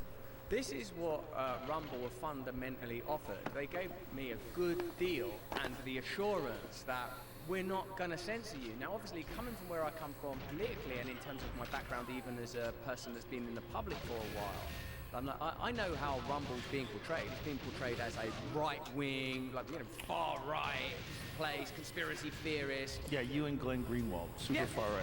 Yeah, like this married, gay, Pulitzer Prize winning journalist. Tulsi Like, Gabbard, it's just so super fucking right-wing. stupid, guys. Yeah, Like, it's nuts. It's nuts what people call it. It's just anything alternative to the censorship model they'll talk of as right-wing. Because what happens is, like, when you create something new as a response to the censorship that people experience on Facebook, when people are banned from Facebook and banned from Twitter, the problem is so many of those people that do get banned go over to these new platforms, whether it's Gab or Getter or, Truth Social, and then it just becomes QAnon headquarters, and they just start talking about lizard people and Pizzagate. Yeah, and the 17. peculiar tendency towards I don't know what you're suicide of former referring to. associates of powerful American families. I mean, I went to the opening of the other day, the and it's 2017. basically, as a person that's been Yeah, I part of remember that liberal one, man. establishment, Hollywood movie parties, That was during those the kind of day. things, and even in Britain, British Yeah, media, exactly. there's a certain I was at work. flavour to it. I gotta tell you, like being around I felt like in terrible. Florida with all these people from Rumble and I did local not want to go dignitaries outside. I and felt, officials and you know what it felt like? mayors I don't and know why. I stuff felt like all Everyone's, these like, just adorable, friggin' so gremlins sweet. And I were wonder if it coming is, down like, to as a person Earth that's from the always moon. traditionally identified with what you would call I, like, cultural saw these left-wing fucking positions, right? dancing to find gremlins. how just sweet everybody is. Like you meet You've Donald never Trump seen with your Jr., own eyes. he's It's crazy, absolutely dude. lovely. You meet that woman I don't know, I Kimberly just that's got on this Fox image News, of not these, seen. like, Sort of moon saying, spirit Russell gremlins. Brand, he's a Like the scumbag. movie What a Gremlins. sleazeball. And me, oh my God, she's gorgeous. And plus, it didn't hurt that she described me so despicably in the past that I wasn't immune know. to that kind of flirtation. Maybe I was just So, tripping out. You meet these people, and they're like absolutely delightful. It's really And fucking so, nightmarish, like one of the people that I'm working with said, maybe it's because like that conventional libertarian perspective is I don't care what you can think whatever you like. And I'm starting to wonder if there is the possibility of an emergent sort of political ideology that's sort of, in a sense, part libertarian, because it's like, I just want to be left alone to live my own life, part anarchist, in the literal sense of anarchy as in self-governing communities, as much democracy as possible, as much, not as little, as much ability to control your own community, as much, because I sometimes think, Joe, and I know that like Jordan Peterson has been on here as well, talking about decentralized models on a sort of a slightly more global scale, I figure, but I sometimes feel like if you take contentious issues and allow them to be resolved as a Anomaly local with the level as possible, emotes. it diffuses a lot of these cultures. Because Anomaly at with this the point in history, emotes. you're going to have people that want to live an Orthodox Jewish or an Orthodox Christian or an Orthodox Muslim life. You're going to have people that want to have progressive lives that are very sort of gender fluid. And I think if you sort of say, yeah, do what you want in your community, then isn't that the only way that this is going to be diffused? You can't impose from above. You can't impose that on people anymore. You can't tell people that they can't express themselves sexually, consensually, in any way that they want to. You can't tell people that they can't have conservative and traditional values. Yeah. I don't see why the culture should be tearing itself apart in order to achieve that. And so, like, finding myself on Rumble and at least how it's being labelled by the external media that have an agenda to do is destroy new emergent forces, is like something I've like, okay, I'm here now. I'm going to be going on those shows and talking to people that in the past I would have regarded Well said. with enmity. And people say, oh, you've been red-pilled or whatever, but I've never trusted the establishment. I've never trusted corporate power. I've never wanted to be told what to do. That's always how I've been. But I've always also felt compassionate and like there's an obligation and a duty for us to take care of, like sort of what I would call Sesame Street values of kindness God, man. and compassion. I'm But so those things and need my to be reaction is in just the time mix is so somewhere. And I slow. suppose those are the kind of conversations I guess I'm interested in having when, because I watch Tucker Carlson, and when you see him attacking the establishment, I'm like, yeah, go for it. And then maybe he'll say something about homelessness, and I think like, no, not that. Yeah. You know, like, and I guess these are the conversations that I'll have when I'm in those spaces. And because something new's got to emerge. There's got to be, I think, Joe, like when populism first emerged, it was assumed that it would be affiliated with the union movement, that it would be a working man's Sorry, or I working smashed the person's mic there. movement, populism. Sorry about that. Over time, it's come to be regarded, you know, perhaps even most latterly through the rise of a figure like Donald Trump, populism is regarded as, it's right wing, that's what it is fundamentally. But you can't really have, because populism is people power. The people have the power to run their own lives as much as possible, not as little as possible. People can't just be like little arse end nodes in their own life with just such that their choice is limited to consumer choice and opining online. Real choice in their community. I think if you're happy with your life, Oh my if you God, have man. personal sovereignty, and you're a kind person, you want people to. Man, live the their last life session I didn't the way have they really want. any good runs at all. I This think session I'm there not are having any good many, runs many at all. people out there that do not They're have good, those but they're not. characteristics. There's many people out there that The starts are are not good. happy. They do not feel fulfilled. They But don't feel the like second they're room doing is what they should terrible. be doing. They don't feel loved. Dark room is terrible. They don't feel accepted or appreciated or respected in their community. And I have no those are idea the how he people passed away that there, but lean there you towards go. these authoritarian perspectives, these authoritarian ideas of control and telling people what to do because they don't feel in control of their own life. Come on, man. And you find it from the weakest so dumb, people. man. The physically, morally, ethically weakest people are the ones that are so adamant that everybody follow in lockstep to whatever this ideological narrative is that's being pushed on social media, particularly from the left, but also from the right. It's feeble, weak people that are very angry. The kind, successful, open-minded, ethical, moral people, they want people to just be happy. And look, there's so many different styles of everything. There's so many different styles of music, different styles of architecture, different styles of living your life, different styles of just sexual orientation and monogamy and polyamory. Who fucking cares? Just live your life and be happy. I want to control no one. I barely can control myself. I try to control my kids as little as possible. I try to guide them and have conversations with them and tell them all the things that I fucked up on. And whenever I talk to my kids about anything, if I have to kind of like give them some regulations or give them some rules on things, I always talk about how badly I fucked everything up. And I always talk about how they're so much more fortunate than me because they're so much smarter than me, they're so much more educated than me, and they have so much more access to information. And I talk about how when I was a kid, we didn't really know anything. Like, I terrible. can ask my daughter a question, and she'll know the answer to it because she can Google Sometimes it, I do a like, run and I'm just so instantaneously. bad. She'll know for a fact what really happened in 1774, or what really happened when this happened, or why they put this and that, and why this is an ingredient and that. Like, the access to information they have is unprecedented. I feel like if we don't just relax and let people be themselves and stop people from imposing. Oh my whether it's God, that was like a imposing bullet laws short. or imposing behavior that we would like to see people exhibit. And if we don't stop doing that and just let people figure out what makes them happy. This is so Some painful. people are happy just fucking hiking. There's some people that just want to get up in the morning and have granola and go for a walk, and that's what makes them happy. And there's other people that want to lock themselves in an office and write a book, and that's what makes them happy. And there's some people that just want to go to the gym. They just want to have a good job and then take yoga all day. Fucking do whatever you want to do, but you gotta leave everybody else alone. And so many people want to control other people because they don't have control of their own life. And this is a characteristic that you see from the ideological left on social media and from the ideological right. You see it from the right with wanting to control women's access to abortions. You see it from, wanting to limit Oh my access God, to this man, this country guy and has been immigration. ruining my life You see all it day. from He's shot wanting me to restrict so many guns times tonight. and wanting to restrict drugs. You see it from all sorts of different I think it's because I ways that stopped people shooting wanna early or control some people shit, and or control late. I people's don't even know, behavior. man. And that Pissing me creates off. these ideological rifts, that creates these tribal sort of like mentality Maybe because I'm looking right at him, who borderlines knows? that you cannot cross.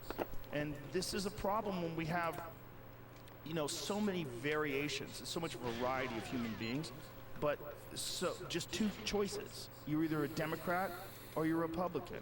And if you're a Democrat and you think men can get pregnant, and you think that there's too much inequity and there's too much racism, and if you're on the right, you think that we got to close the borders, and you think that abortion is murder. It's like, isn't there some sort of like a compromise where there's a rational center where people recognize that, like, no, there's a lot of this behavior is just because people are scared and weak, and you should just leave people the fuck alone. Yeah.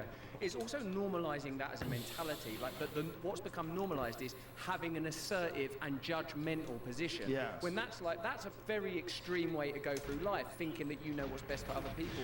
Because of my experience in recovery, it's meant that I have to have a practical spirituality. It means that my spirituality has to be about my conduct. That's what my spirituality is if I don't think it's right to not be kind, then I have to be kind. I don't like look around to check if other people are being kind, prod them and make sure they're doing shit. I get on with my own conduct, because that is usually the problem anyway, is that I'm normally suffering as a result of stuff that I ain't doing right. I'm normally suffering because I'm not taking care of myself, I'm not fulfilling my obligations, I'm not living by the standards I would set myself as a father, as a person that's involved in my working life, and that's where my unhappiness normally stems from.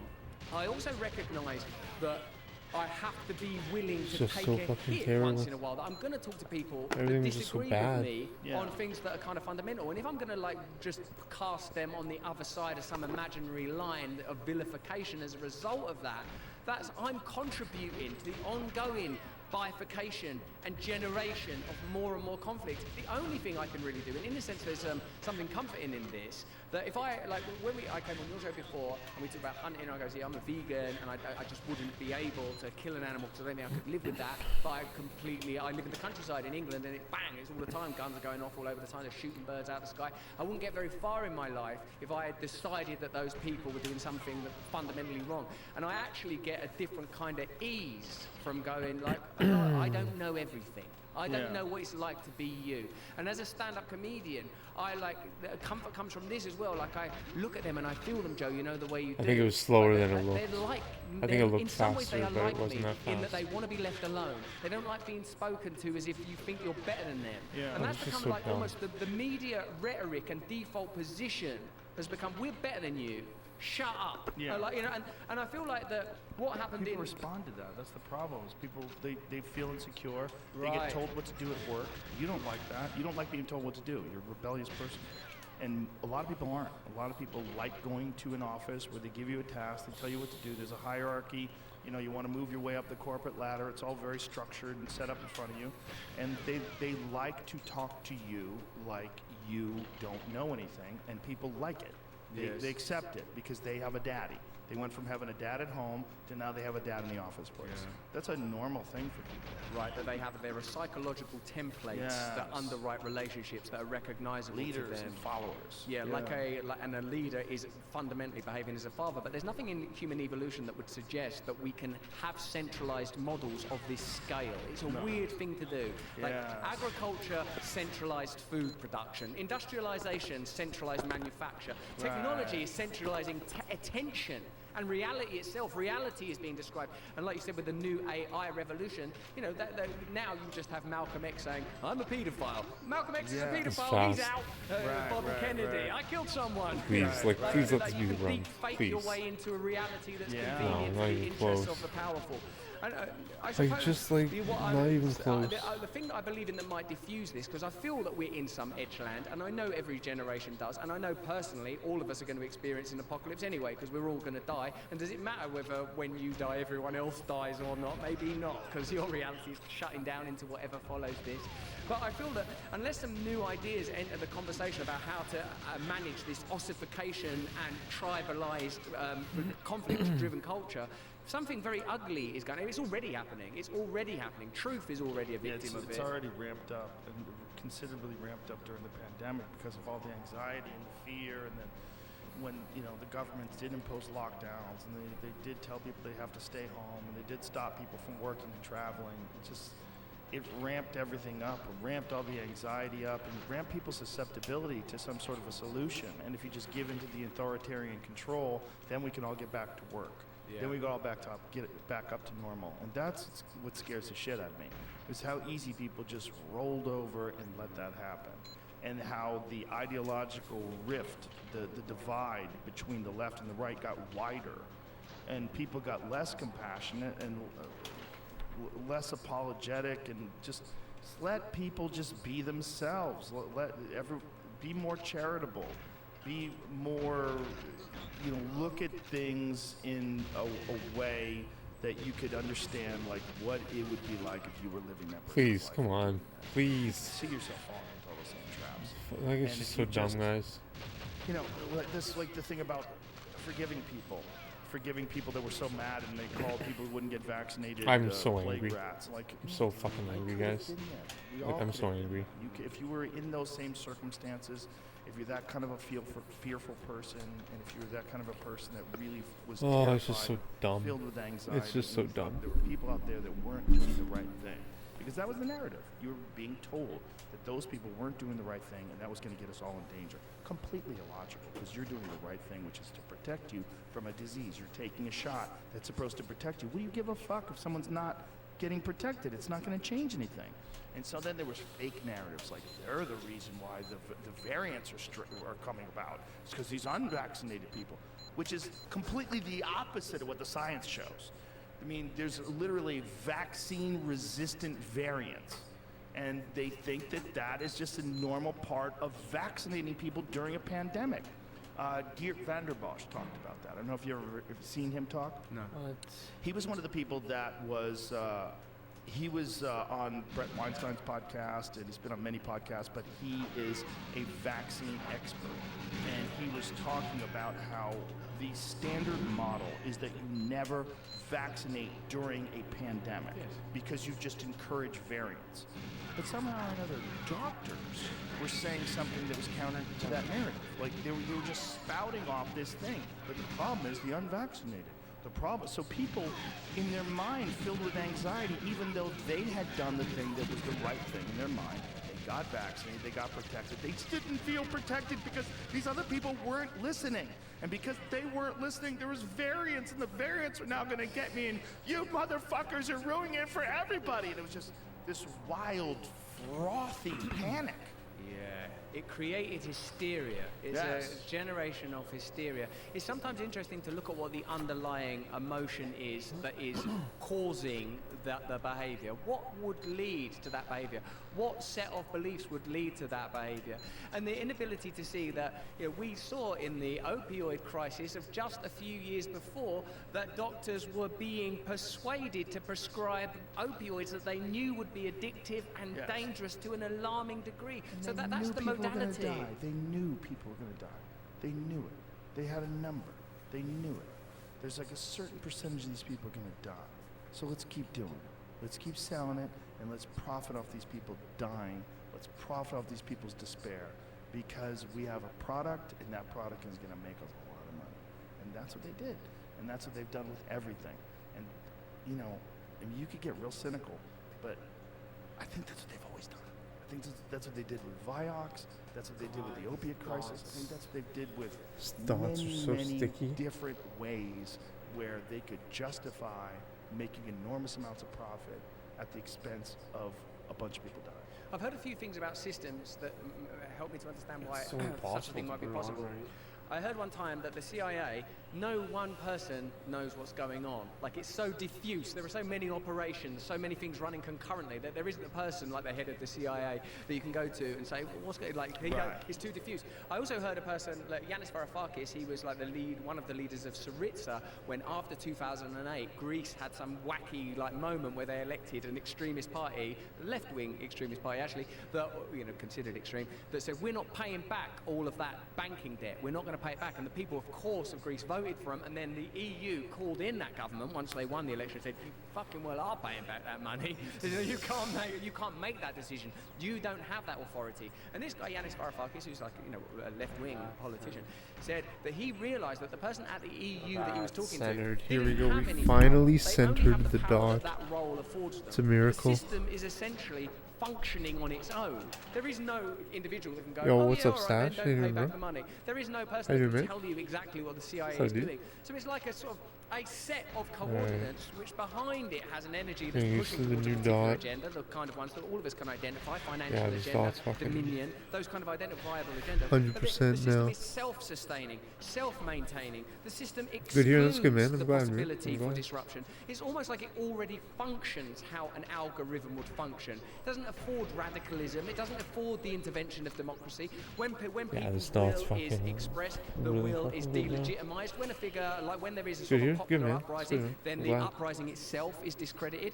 20, 30 years ago, it would have been the left in Latin America, Central America, like the deposing and destabilizing nations there.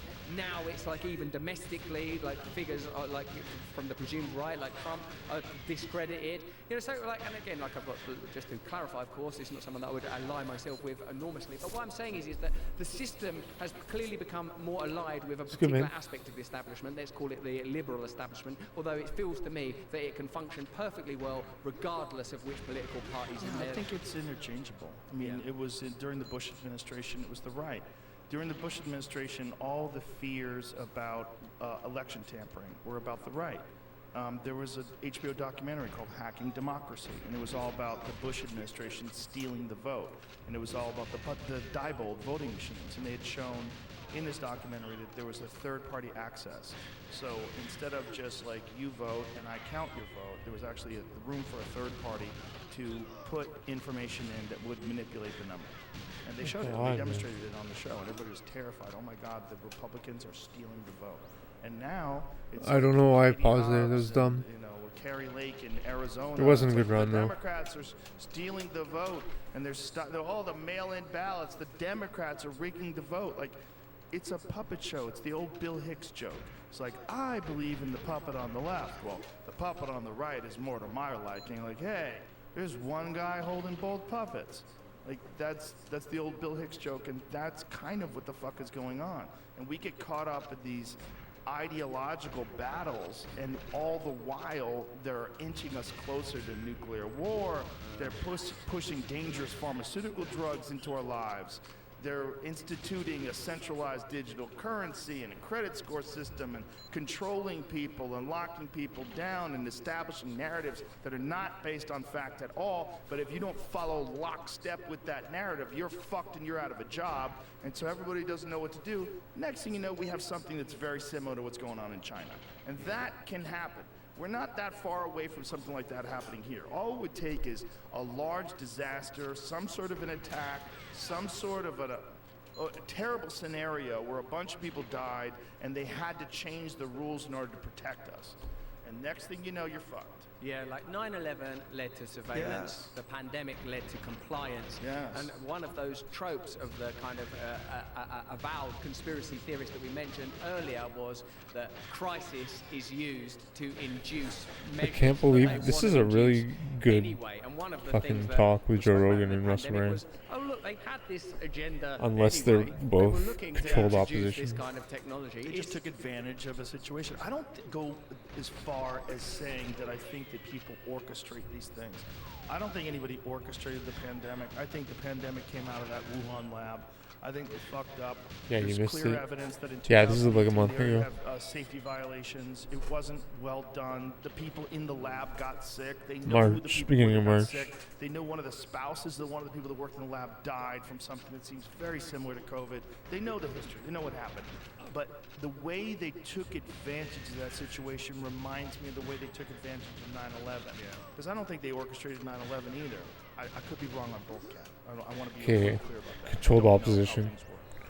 But I don't believe in these grand orchestrated conspiracies as much as I believe in people taking advantage of an opportunity in a moment. Joe And Rogan, there's you really a shit the very bed on that one, clear my friend. pattern of them doing that forever. Yeah. opportunistic seems easier to explain, and it is also in alignment with the way that we understand that model, that it exploits opportunity to advance itself.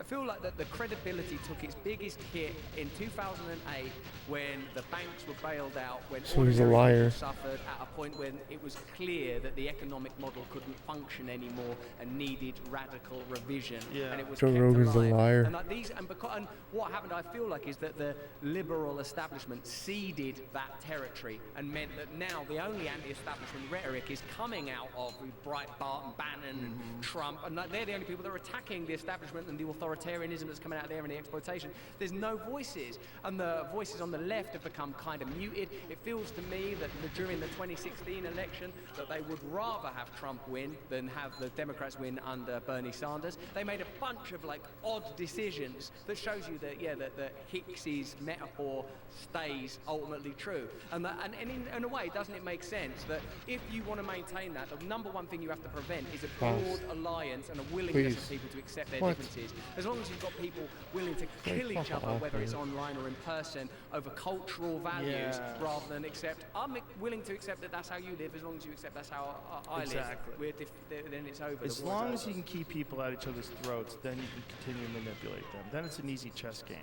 As soon as people come together and they realize, like, hey, we have way more in common than we do difference. What do we really want? Everyone wants a safe neighborhood. You want good education. You want healthy food. You want people to be able to pursue their dreams. You want people to have a good time, and the more people you're around that have a good time, the better the quality of your life is going to be as well. The better the quality of life in your entire neighborhood. And if you have this mentality of great fortune and not a famine mentality, not have this mentality that all the success has to come to me and all these other people can go fuck themselves and it's a dog-eat-dog world. If instead you go, wouldn't it be better if we all just like kind of like did our best to work together as a community and just accept people for their differences and recognize that most of these differences are kind of bullshit. Like, it doesn't matter. I don't give a fuck what music you like, what movies you enjoy, or how you like to dress. I don't care.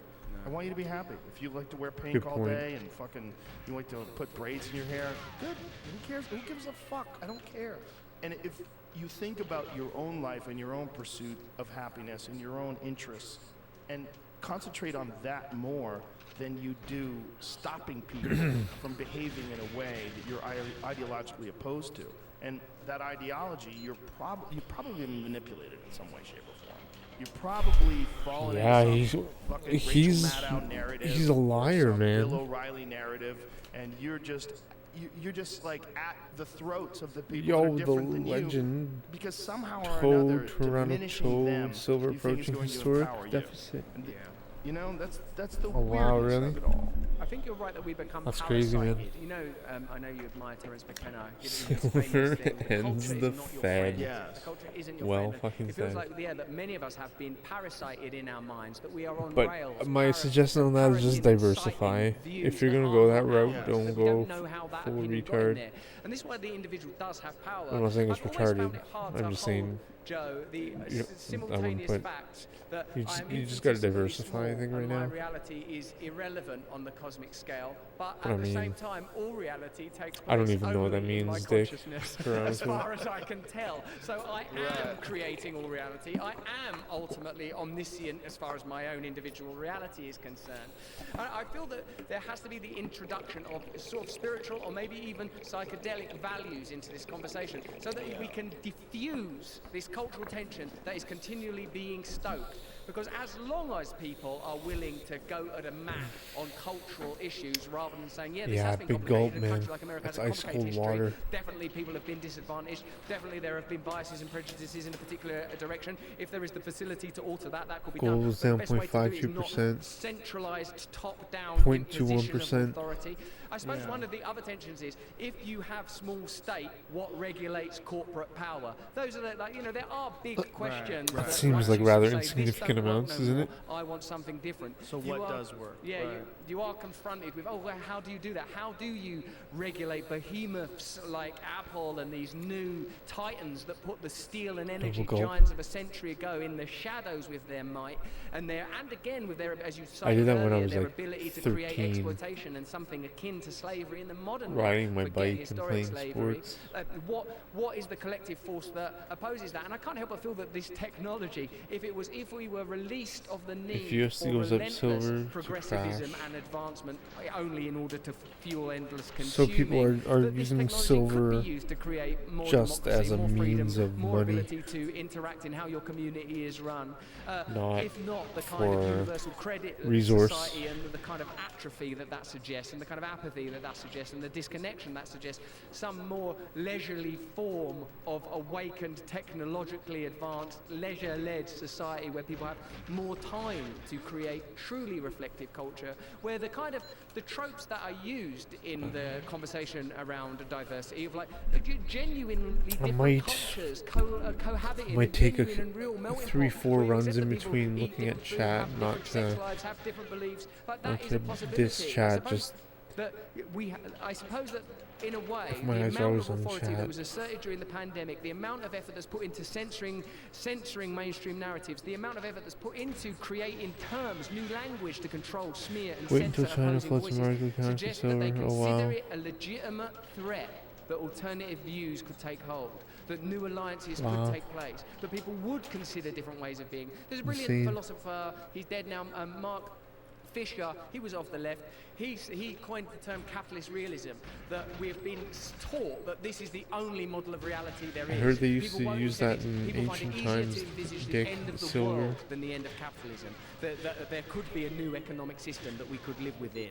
But then again, we the know now Romans that capitalism or as it was some intended doesn't people, exist anymore anyway. I That's don't know. certainly not after what happened in 2008. Simple, I make this thing, trading, Maybe it the growing, Romans used it ingenuity, back then. entrepreneurship. It's such a cronyist, supporting energy companies, supplementing Their them, lifespan ensuring wasn't that as they long make as profits today. when like, how can you have energy companies that profit when there's an energy crisis, military-industrial complex that profits when it's a war, pharmaceutical companies that profit when there's a pandemic? You're creating the necessity for ongoing crisis. Yes. If the elites in the society benefit from situations that are detrimental to everybody else, that's what reality is going to become. That's what Exactly. reality has become. That's such an important point because that's almost undeniable. So slow. And to say that they wouldn't do that because they value human life and morals and ethics over profit, that's never been exhibited. That's not true. That's not a true statement. No, the opposite is true. The opposite is provable.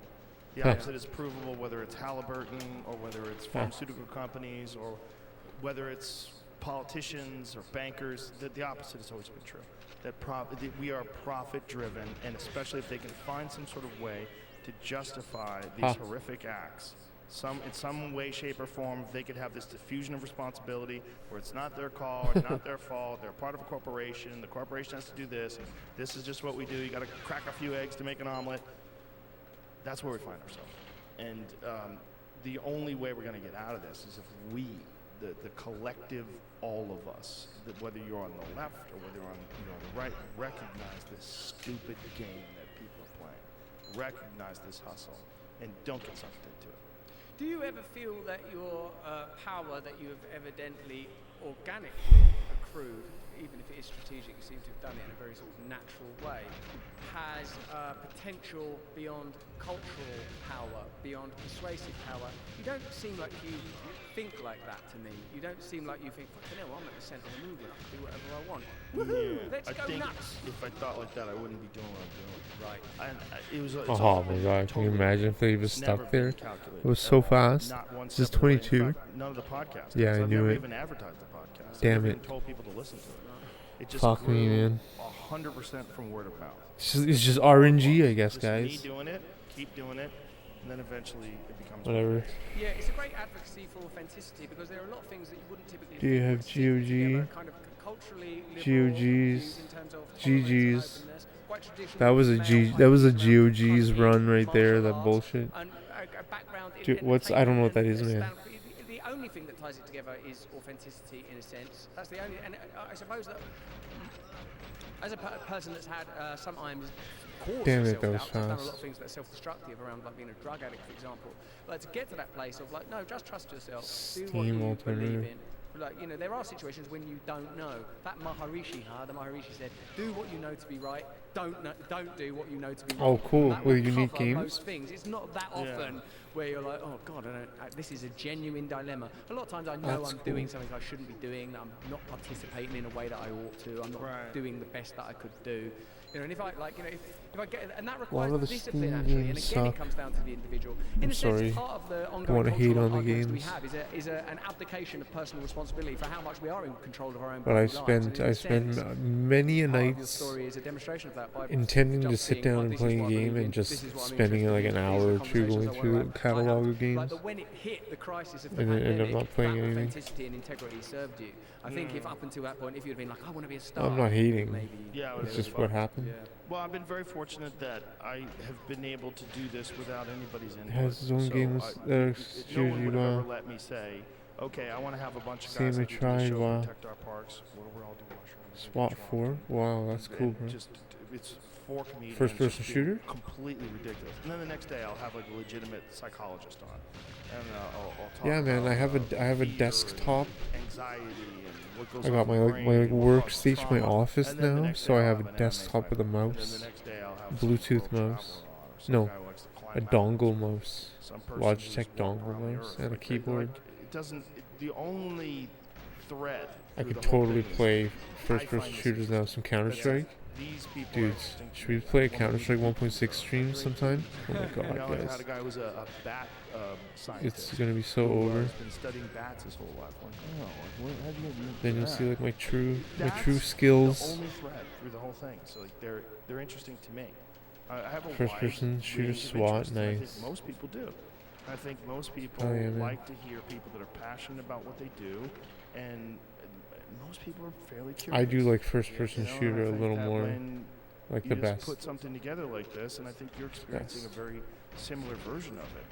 That people see when they watch your show, like, oh, this is what Russell is interested in. And This is what Russell thinks. you about can use this. mouse and No one keyboard. getting to him, telling him to do it this Obvi. way. This is like, it's so clearly from a unique and individual perspective that's what makes people say, oh, I can trust that guy. He might not be right, but at least he'll tell me the truth. And if he's not right, and if he finds out that he was not right, he's going to tell me that too. Yeah, that's what people need. If it's, I suppose that comes back to that authenticity Oh perspective. my god, I If still you remember stitch trying into to shoot this, that I, KF I as a person have got some AK-47 values. in I am not fucking infallible. Counter-Strike. I'm really flawed. Oh But I do god. believe in these things. When Yes. you've got some, whether You had it's to save believing up for or that- am interested in, the then AUG or then whatever. You've got a North Star of some description. When it becomes There was- governed by there was, like, committee, a couple which good ultimately rifles will in that default game. to economic imperatives. Always. When you describe that thing, beekeeper 1 week, Egyptologist the That next day, you know what I mean? They're AK-47 like, that's was not not gonna, we're not going to be accurate. able to sell advertising on that. They would have, using their own modality, prevented it from ever coming into existence. It's only, in a sense, Cool, man.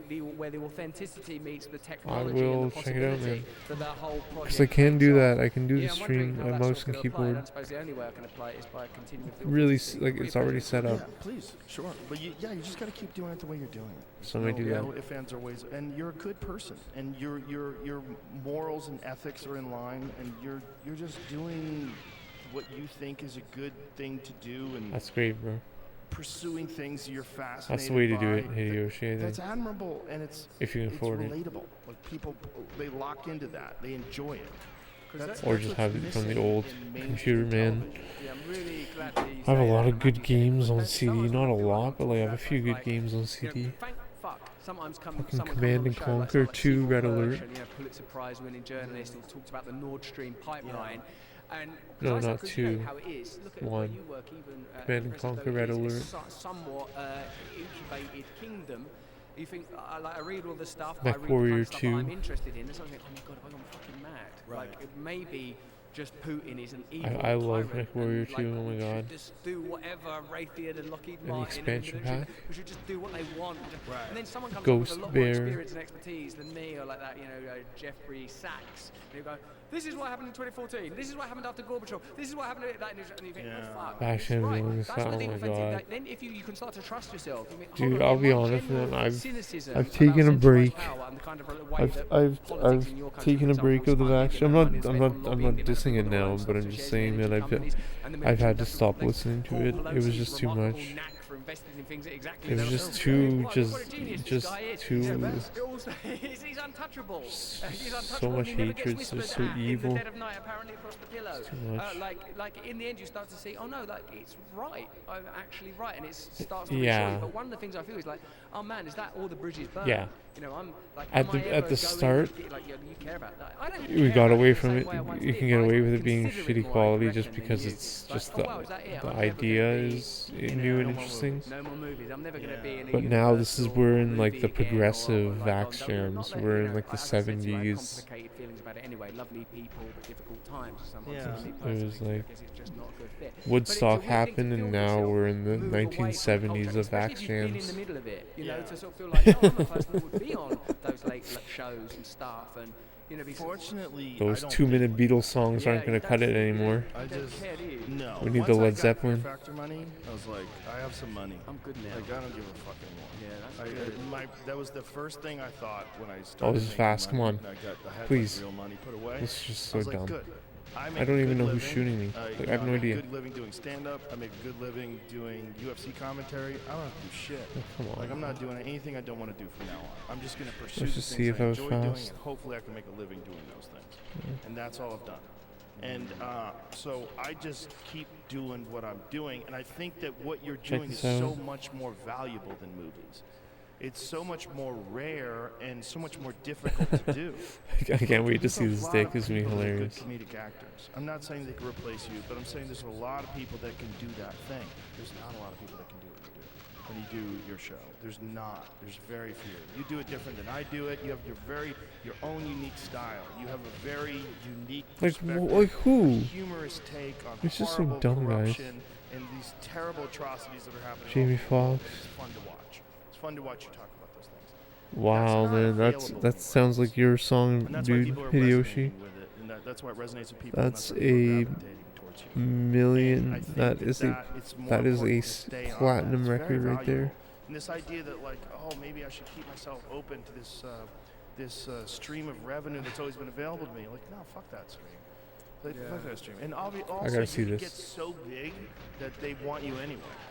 Like even though he's crazy, he talks about the Nord Stream pipeline, No way. and ivermectin, like, he's still, That's insane. Still Russell That's really sad to Brand, hear. he's Are you still very serious? popular. Let's get him in our movie. And then you'll do that movie, and you'll be like, "Fuck these movies. I'm gonna go back Oh to my do my God, show Dick. where I don't have to listen to anybody. I can just rant Oh and my rave with my God. stack of papers and my bird farting. You know, like Oh my God, you've Dick. carved out I'm a gonna have very nightmares unique about this. thing, You and sent that's- this there's not a lot fucking of photo to people me, that do that. fucking And it's very inspirational. on to other this people. the It gives Solar people this Eclipse. thing in their head, like, here's this guy that was in all these fucking amazing movies. He was this Oh, giant yeah. star, and he seems better and happier doing this thing that I Wow. could do. He's just got a desk, and he's sitting in front of it with a fucking plant behind him and shit, and he's just ranting and raving. Like, my God, you, Russell Brand, are doing the thing that thousands and thousands of independent YouTube content providers are doing. These Oh content no. creators, these independent people that just have a camera in front and they're whether No. they're talking about technology or they're talking about sports. No, that's what I mean. It's just too evil, man. Yeah. And No. and you are showing It's just too that much, man. This is like through And it's not like through you. your I'm just saying, endorsement like of that sort of format, the you're showing that here's this the channel. mainstream, very successful I still get star songs like who's songs chosen get stuck to in do my this head thing like that's successful. boosters only tonight. really kind of wild. Yeah, thanks for putting it like 'Cause that. it's even not so much, boosters the idea of only revenue, it's the idea of, I suppose, tonight. like on a psychological Do, do, level, do, I do. reckon I felt like probably as a kid craving acceptance. You know? Some of the covers were so Sort of good, man. celebrity is a type of acceptance. You're Yeah. being celebrated. This guy's great. Then when you feel that, oh man, this ain't actually who I am, and move back to the kind of cultural criticism, anti-establishment rhetoric, taking the piss out of Yeah. that stuff. When obviously I'm aware of how those issues are being discussed in the mainstream, even in entertainment. Like sometimes I see one of those things on the TV and I can't believe how they talk. I can't believe Yeah. they're not aware that like half of the country is also there. That the marketing and the demographic study has become so the driving force so I much bet. that they don't even care that loads of people are not going to agree with that Yeah, stuff there's anymore. is They- it I suppose they've still accepted that audience is heavily gone, that Well, they've the got to- people that are saying new those hip hop, words don't new have a trap say. hip hop? That's part of what's going on. is the people that are saying those The words, mumble they're just rap. like actors on a sitcom. They just sit there and they have this thing that they're supposed Okay, to trap say. and mumble rap they're are completely talk- different, They but don't have a unique individual perspective, and they're not allowed to. And also, their format is so limited that slow even if rap. they did, it wouldn't even shine through because you have 5 minutes. You have 5 minutes to talk about the Nord Stream pipeline. You have 5 minutes to talk about the Chinese drones. You have 5 minutes to talk about Putin. You don't have enough time. You don't have enough time. When you have an open-ended time frame, like you The have slow on your hip-hop, show, like I sorry. have on this show, Pardon my- so many people who pardon do YouTube my shows and podcasts have on their shows. Then you could sort things through. Then you could talk things through. Analysis Then you of could the figure- then music. you could steel man other people's arguments. You should try to imagine your own perspective if you were in that state. What would I do if I was the head of a pharmaceutical company? How would I stop? I mean, if I was already making hundreds of millions of dollars, what would I do? Would I just stay on this train and just watch all the destruction take place and watch all these people die from opiate addiction? What would Oh I my do? god, I man. don't know. I don't know what I would do, but I know that you would never have that conversation on CNN. You're not Rachel Maddow's not gonna have that fucking conversation with you. She's gonna look at that camera and she's gonna lie. And she's gonna say the things that she's supposed to say because they pay her X amount of dollars per year. Like it's inconvenient to believe something that's Yes. at odds with that. You can't allow yourself to believe that. And people will allow you to lie. They'll allow you to push that false narrative, and they'll celebrate you for doing it. Thank you for everything Oh, you said what? about the vaccine. What? Thank you for everything you said about the I gotta line vaccine. them up better. We forget that it's I gotta go and for then, their like, head. the I gotta aim a news little is higher. a TV show. Like it presents itself at you. Hello, like it comes at you with authority and Yep. certainty and all of these sort of tropes that we've come to like, and we've seen it all our lives. Though it evolves a little bit, they always look more or less the same. The background looks. I more or might less try the the same, backing the up tone, and the going forward pomposity again. of the music. Strat. This is just a commercial product Honestly. giving you information that's salient to its own objective. It's a great way to Why put not? a commercial product. It can't tell you, hey, shit, we don't know anything. The only bit of reality we can observe is a minute portion of all potential realities. We've got to radically reevaluate everything. I'm being told stuff by Pfizer back there. They can't afford that kind of latitude. They've got to stay on the rail. I was having a conversation with Eric Weinstein the other day where he was explaining to me the reality of other dimensions and the measurable reality of other dimensions, that we absolutely know that they exist. And do other beings have access to them? Can they travel through these things? Is that what we're dealing with? Imagine if that becomes at the forefront of the zeitgeist. If people recognize that not only are there other dimensions, multiple other dimensions that are recognizable, measurable, you know where they are, you know how to get to I them, didn't do it at beings all. I are kept doing the coming old thing. from those dimensions and visiting us on a regular basis. Are you still I give a did shit the complete about opposite of a what I said I was trans gonna do. woman using the female bathroom? Are you still going to give a shit about whether or not someone has pink hair or blue hair, or who does this, or who comes across what border? You're gonna go, holy shit, there's a bigger thing going on. There's something that transcends all physical reality as we know it. It's beyond our imagination, and it is reality. Yes, we're fetishizing, understandably, the only measurable Oh, part of terrible. our reality, Yeah. while knowing, even deeply personally through our own subjectivity, that there's something else within us. Yo. There is our experience of rational Oh, thought. man. There's our experience of bodily sensation. There's something else Dude. within us. I've been unable, I of would course, say because of my recovery, to get into the Toppers sort of psychedelic space when it's, now that it's become or wellness, and now that it's becoming Pizza acceptable. Nova, I've not been maybe? able to entertain Can you as explain it that is. to me? Can you explain it to me? Because I'm not an addict, but I would like to know. What is it about Kind of putting me on the psychedelic spot, but those are some experience that two makes pretty you solid think answers. that if you engage, that you will somehow or another There's nothing wrong with putting me on the lose spot. all I like it. It's control, fun. Start doing heroin, your life is going to fall apart. You're clearly not the same person.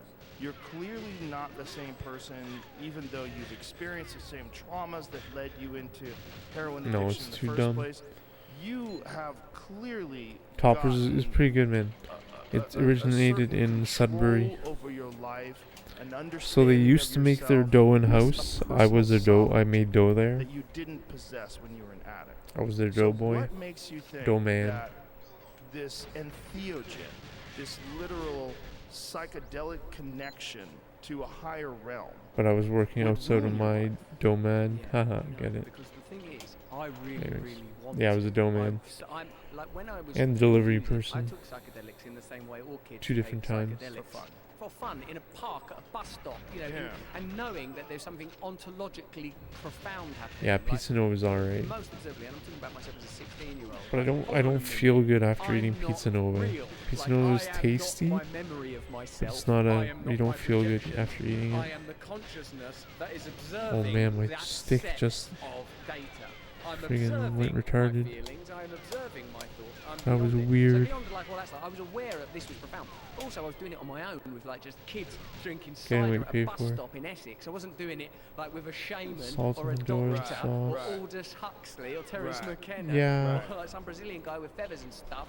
I was like at a bus stop in the rain in the You know grimness what of though? I Grace always where I'm get from. the. So like I've maintained this fascination because I feel well. They have like some I'm a insane 12-step person, walk-in and 12-step is pepperoni about pizza that there's a for like $8 or spiritual $9 or deficiency something back that in the day. causes addicts to And I would always become get that one. They're looking for something that they So maybe it can't just gave me find in heartburn the every world. time. They're looking for Because I connection, always get the they're looking for a loaded deeper pepperoni one. purpose and for meaning.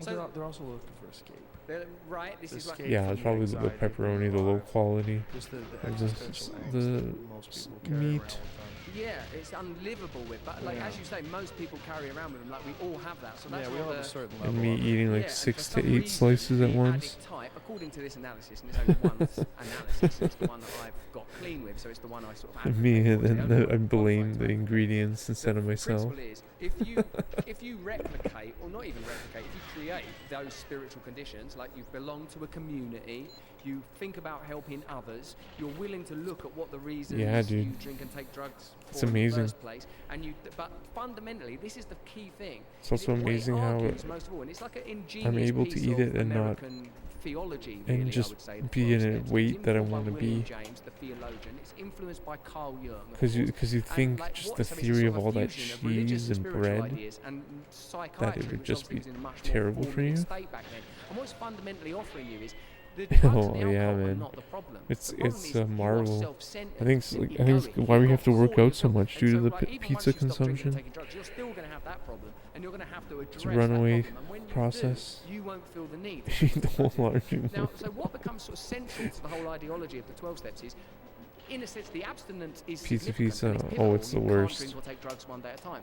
But more important than that is, you've I think they surrendered. ship You're not in in charge of the your life dough. I anymore. could be wrong. You've given the ego a break. It's a piece Yeah, of like shit. it's like I can't run on that. Do you know the the story worst. of It's cardboard. Alcoholics Anonymous though, and Bill W. I mean, the when it's fact that hot, he I'll used eat it. Yes, I'm aware of that because I'm sort of an With the amateur dipping sauce. historian The of it. dipping It's sauce is important super sort of part fatty. of my wellness. It And seems like a contradiction. that dude was out there. I mean, like he's a prophet. Like the guy was a stockbroker, apparently a womanizer, and yes, indeed, Yeah, you took ca- LSD well, while dude, in recovery. I think Of course, Pizza all of Hut the material around changed that to fellowship canola are very- oil or they're something. like 50, 60 years old. No And, one I had mean, 20 years clean then. No one had I had a 20 really years, bad 20 years reaction clean to their summer. No one pizza. had that. None of those, there hadn't been that much Their time, deep which makes dish you in think about oil, they vaccine tests. put in How oil do they in know it. what it's going to do in 10 years if you hadn't had fucking 10 years? Like, so, like, So, they didn't know how those things were I going can't to eat pan Pizza out. Hut anymore. So the reason I have this ayahuasca hesitancy, a lot of people are ayahuasca hesitant. What are we going to do about that hesitancy? Like I the used to reason love. have I it is grew up because on fucking I pizza, can't pizza, man. take back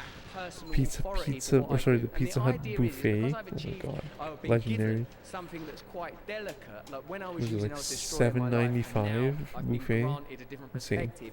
I shouldn't mess with that shit by doing something that would necessarily involve I'm in charge, even though I really want to. When I Wow. hear you and other That's people crazy, on the show, Hideyoshi. Sun Patrol, talk about smoking DMT I'm and you're sick meeting for all days. the Yeah, pure dude. No, consciousness. don't do I it, think the man. whole reason I came a drug Because member it's was because I was looking for because that. I'm looking for it's this isn't deep dish reality. This oil, can't right? be It's it. sitting You can't in expect me to just stay canola alive for oil. decades more based And on I this noticed bullshit. it because know when I there's something else. walked The culture in won't give you to it. The pick it culture up won't give when I you. was at my You are divine. friends, You are connected to limitless. And there are smelled other dimensions. There terrible. are other beings. The culture's just telling you get a job. Smelled like you're going to work in a call center or a plasticky factory. That's oil. what- and you are Really craving bad. the mystic. You're craving it. But you know you're not the High same fructose guy corn you were syrup. when you were an addict, right?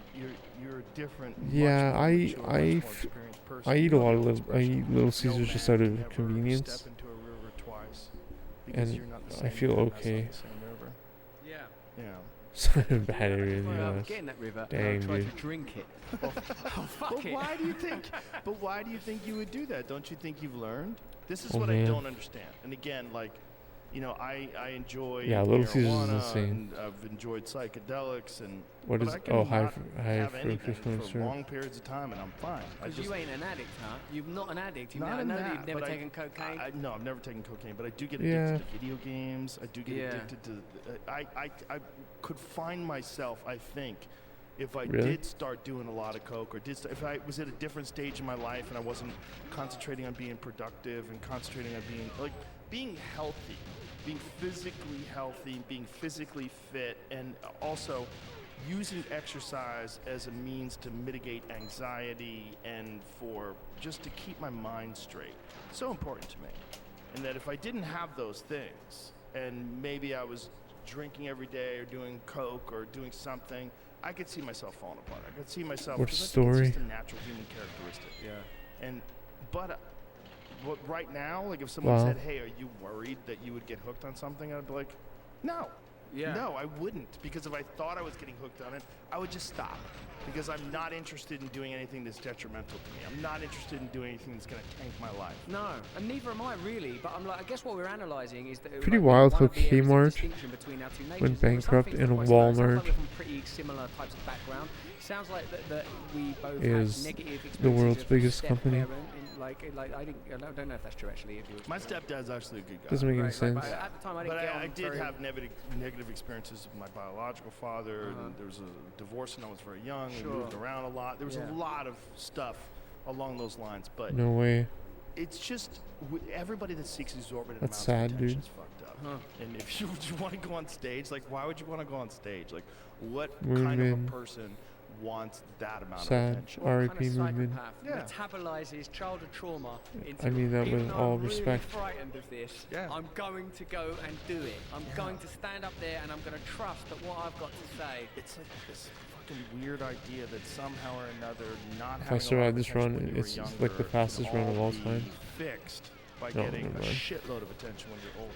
My house weren't warm enough when I was a kid. I always keep the heating up high now. But it's Now too I live late. in a sauna. I'm staying in it. It's too late. That's already happened. You're not time travel. It's not a time traveling sauna. Yeah, and like so, but it feels like somehow or another, one way or another, you metabolize that suffering into some kind of form of discipline and control. Is how it looks from the outside. Yeah. Yoshi, And you're For me, I collapsed into chemical dependency as soon as it came into my life. you got a top hit right there, That was man. my Well, religion. I found martial arts at a very young age, and so discipline became my addiction. And I got very, very, very fortunate that I went in that direction because I grew Gangnam up with a lot style, of guys that ridiculous. drank a lot and did a lot of drugs, and they went off in their way, and I didn't. I avoided all that throughout all high school. I barely partied in high school. I got drunk like a couple times. I smoked pot a couple of times, and that was it. All throughout high The school. eclipse is My high happening school right was now filled with as we discipline. speak. And all I did was training. I was a This is very the weird moment of kid the in that- eclipse, in that my regard. Like, friends. socially, I was Do you kind of an feel it? outcast. But I found, I found through that Do you path, feel the sensation? it was like there was a clear road where I could be a better person and a happier person. My wife This pointed is a out run something to that prove wouldn't it. have been obvious to me as an outsider of martial arts, that a lot of martial arts people have a geeky component. What There's did I something hear? geeky about it. Like you've got Fuck to all. study movement, you've got to Yeah. understand it. You've It's got just like, so there's a lot of dumb, art. You guys. can nerd out on the moves, nerd out even on Maybe the the kit point and the aesthetics. And I feel like to have this is to not to have get the discovered time, that but early in life to talk it's amongst my kept you within friends, which are all lines, of I you. assume, where even the potentially combustible Maybe violent that's the impulse real has had somewhere to go. All win. of those things have Yeah. been able to have been targeted. And that like, makes every again, stream because a of winning coming on one. here, you do, like, you're the first person I could talk about Brazilian Jiu-Jitsu. I got I into almost it. believe It's a myself difficult there. thing to start when you're 40 years old and you don't have I don't have an athletic background, but I'm a purple belt in Jiu-Jitsu now. That's an amazing accomplishment. So congratulations on that. Thanks. Because it's very difficult to start at 40. It's very difficult to get a purple belt. Oppenheimer memes. Getting a purple belt is like you're basically a black belt. What's need to the put the time in. video, The difference Hideyoshi? between a white belt and a blue belt, the blue Get a belt picture is for us? like, No, dude. okay, It's you're learning things. I think it's You a now have an solar eclipse. understanding of moves that's not just a beginner's I understanding. think Like you know a path, When you get into someone's Fake side Oppenheimer control and you trail. trap an arm with your neck, you know how to slide into that head and arm choke. It's natural. It's automatic. When you get to a purple belt, it's like you've got some serious shit. I don't know what that when you is. get to a purple belt level, you know how to set things up. You know how to set traps. You know how to use defensive tactics to initiate offense. The only difference between that and a black belt is honing the edge and continuing to put in the time. The difference between my game when I was a purple belt versus my game when I'm a black belt is that I just learned more moves and became more consistent and then trained more and then got a better understanding of what to do and what not to do and was much more responsible defensively. Oh my God, man. And just got better condition and stronger. Suck. I really that got me suck. to black belt. But you're at purple belt level. Oh, wow. Which is that's the great divide. That's what separates someone who just starts Brazilian Jiu-Jitsu with someone who gets to black belt. Can you get to purple belt? You're in the great divide. Oh, that's the threshold, is it? Because I found it a difficult place to be, and I'll give a shout. Difficult. My teacher, Chris Clear, he's a very dedicated teacher. He's a black belt under Roger Gracie. For me, I move in and out of it, you know, like not necessarily even because of injuries, because of time, and sometimes because part of me still holds on to the idea of not being crushed under somebody's shoulder.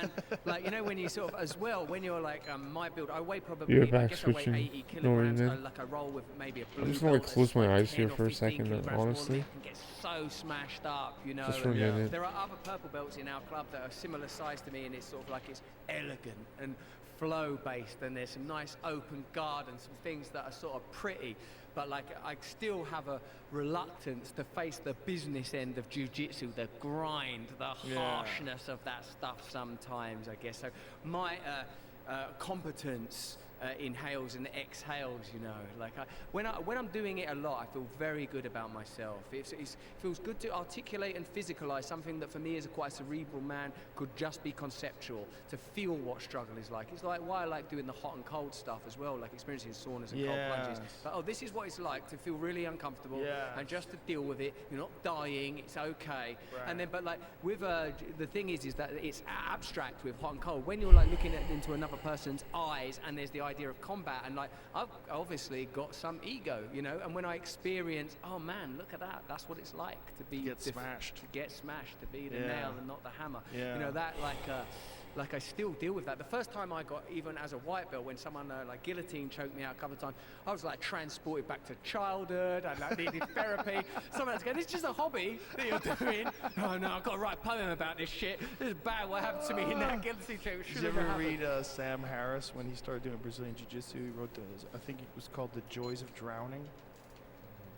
I never read that, but he it was wrote him an that essay. introduced me to Hero and Gracie, who I trained with also. But what did he say about that Joys of Drowning? Just what he's learning about. You his need to do this pursuit of often. thing. What's that? You know, Just also, close your I eyes think and similar relax. age when Yeah. he started doing jiu-jitsu. I think he was in like his 40s as Apparently, well. And just trying to if you reconcile. put like, your this tongue on desire the to top learn of your these mouth, things like on the is roof of your mouth, and how difficult it is to get good at it.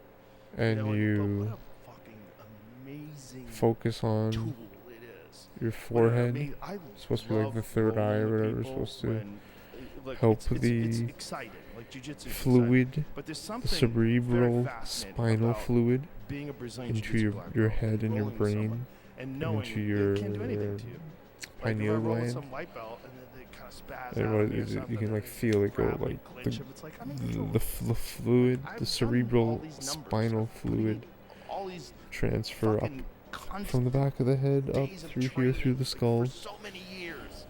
I It's trained insane. since It 19 lowers I started your training in 1996. your nervous system, It's like I've been doing it for your so long. That parasympathetic it's such a nervous beautiful system, thing to have. and sympathetic. And one of the beautiful things about jiu-jitsu is The I mean, fight and flight.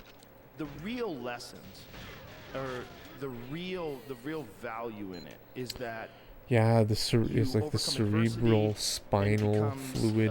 a tool for developing your human potential. Yeah, it's wild, Through man. the struggle of like, Yeah, like I the met, physical struggle, the like, wanting to a- quit, and not a quitting, nurse that developing became a the ability to overcome adversity, developing the mental fortitude. kind of a professional, It's just this like incredible tool professional for therapist, managing like, the stress of life, because the to regular reduce life out the there in body's the world stress. is nothing compared to some big guy sweating in your mouth who's trying to fucking strangle you, which is like what happens.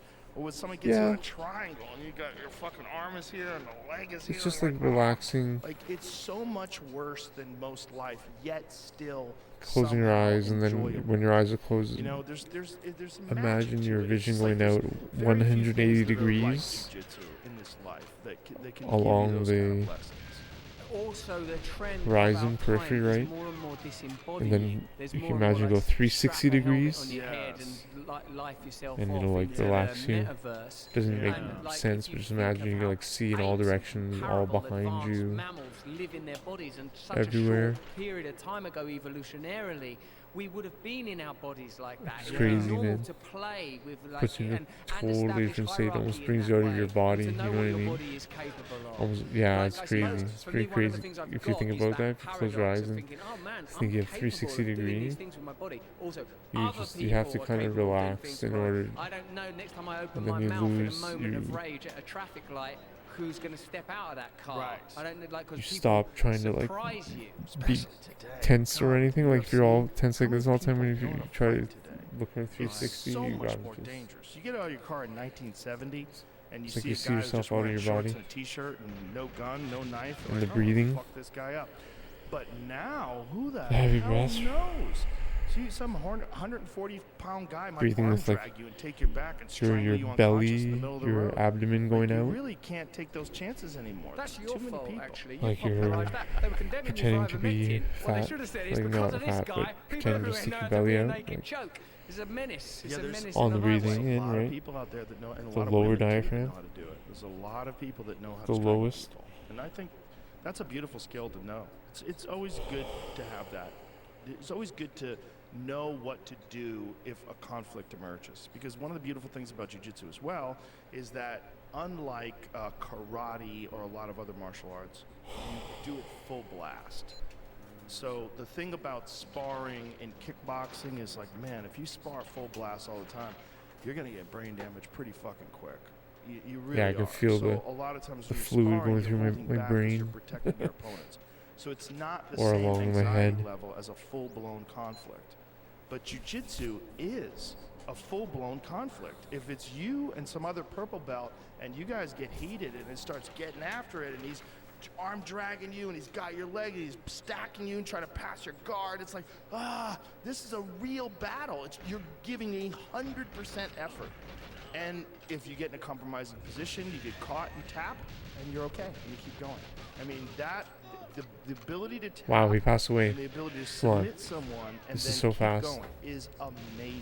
Yeah, you're right. The tap It's is the amazing. beauty because the tap He is didn't the pass away. consent, and the tap sort of shows that the underlying what's he thing doing is there? a Like, really? camaraderie, Yes. and that this is a collegiate So thing that dumb. we're undertaking This is so together. dumb, guys. Also, when you were talking about how much So of the fucking dumb. online hatred and angst likely comes from living a life where you don't express things, Yes.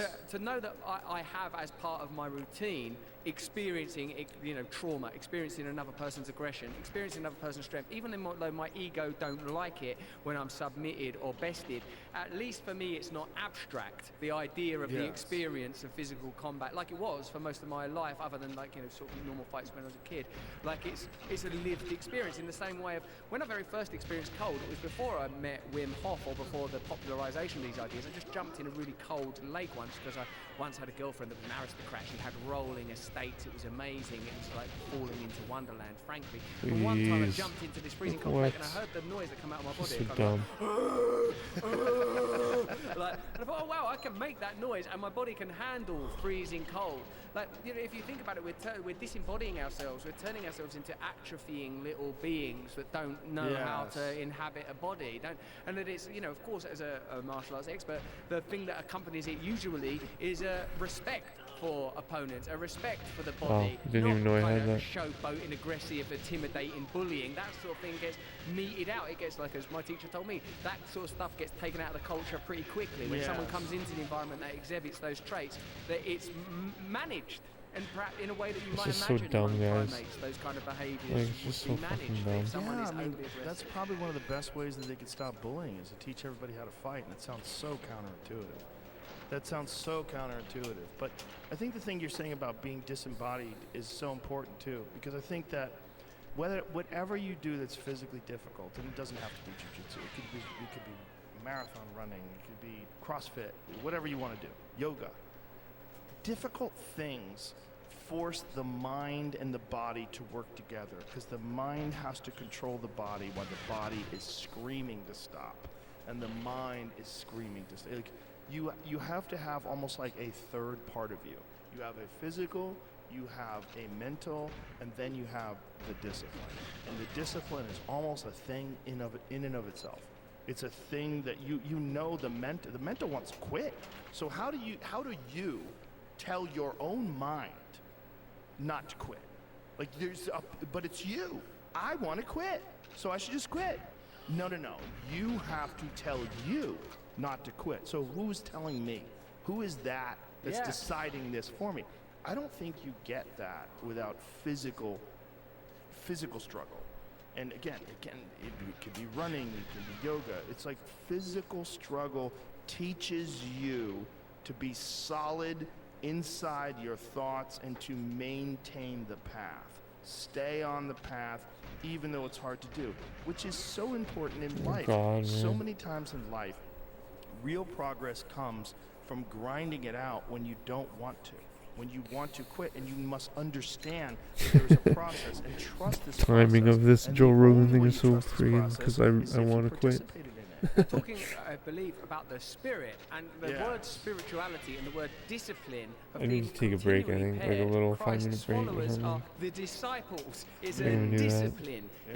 You have to marshal the spirit. need to The spirit take a has to be 5-minute break. controlled, otherwise the spirit will not be your friend. I need to. And I feel like the You're back, you're commodification, back. and perhaps you could even argue man, I'll be right feminization back. of spirituality. Either you have orthodox spiritualities that tend to be Cool, no worries, man. patriarchal, Thanks, man. the Thanks, man. desert faiths, the Christianity, the Judaism, My and the month's Islam. end. Certainly, many people would argue that there's a, if not Yeah, that's misogynistic, insane. patriarchal Yeah, aspect to Ninja that. It's Lifestyle, interesting that New Age he spirituality educated is me on that regarded as somewhat fact feminine, based and it's on certainly by his and large Stop Crying commodified. It Poser becomes about, podcast. purchasing a I'm pen, not making even purchasing joking. a dream catcher or a crystal. So It not doesn't only have are we that aspect of being discipline, that entertained, is about we the are ability to learning prioritize your important spiritual state over your physical history state. This moments is the deeper on reality, what's happening in here. And when you start bringing up Be back in interdimensional like a travel and minute or two. psychedelics, start to recognize, yeah, no, this is an important space for me.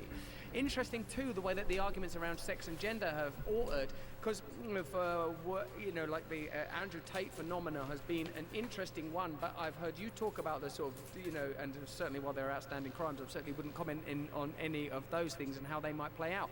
But if you leave a space in the culture where masculinity can be sort of embraced, loved, revered, celebrated, then different models are going to emerge that take up that territory, rather than looking at the masculinity isn't solely ugly. It just shouldn't be connected to misogyny. The masculinity and misogyny, it shouldn't be that in somehow or another, in order to be masculine, you have to hate women. That's just so ridiculous. That's so dumb.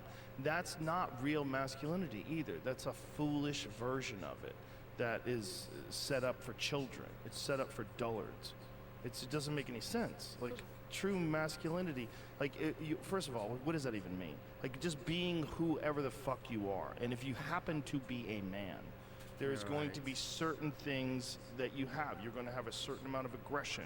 You have a certain amount of anxiety. You have protection instincts. And you've got to have control over as much of your body and mind as you can. And what's the best way to do that? Well, you'll have to experience adversity, and you have to execute with discipline. You have to be able to do that on a regular basis. If you don't, you're not going to trust yourself. You're not going to count on yourself. You're always going to have anxiety. You're always going to have to wonder whether or not you could pull through it. Like, one of the things about cold or sauna or exertion, physical exercise, is knowing you can force yourself to do it. Knowing you can force yourself to do it. These little battles of forcing yourself to do something. There's so many people out there that don't do that. They don't know whether they can force themselves to do something. They don't know how to not quit. They don't know how to push themselves when they don't want to. Yeah, that's why there has to be a spiritual component to life, and that's why a culture that abdicates that responsibility and abstracts that reality becomes kind of nihilistic and celebrates meaninglessness. And it becomes only about furniture and an aesthetic. There's nothing real. It's got nothing behind it. We can sort of feel that now, I think, that it's been hollowed out from within. The institutions are hollow because there's no values there. Like I alluded to earlier, the idea of a sort of a potentially senile and decaying president is like the culture is unconsciously telling you what it is. Look, it's falling apart. There are no real values behind it. They'll say that a war is humanitarian when we know that most likely the imperatives are economic imperatives, and one way to find out would be to extract the economic imperatives, then you would find out.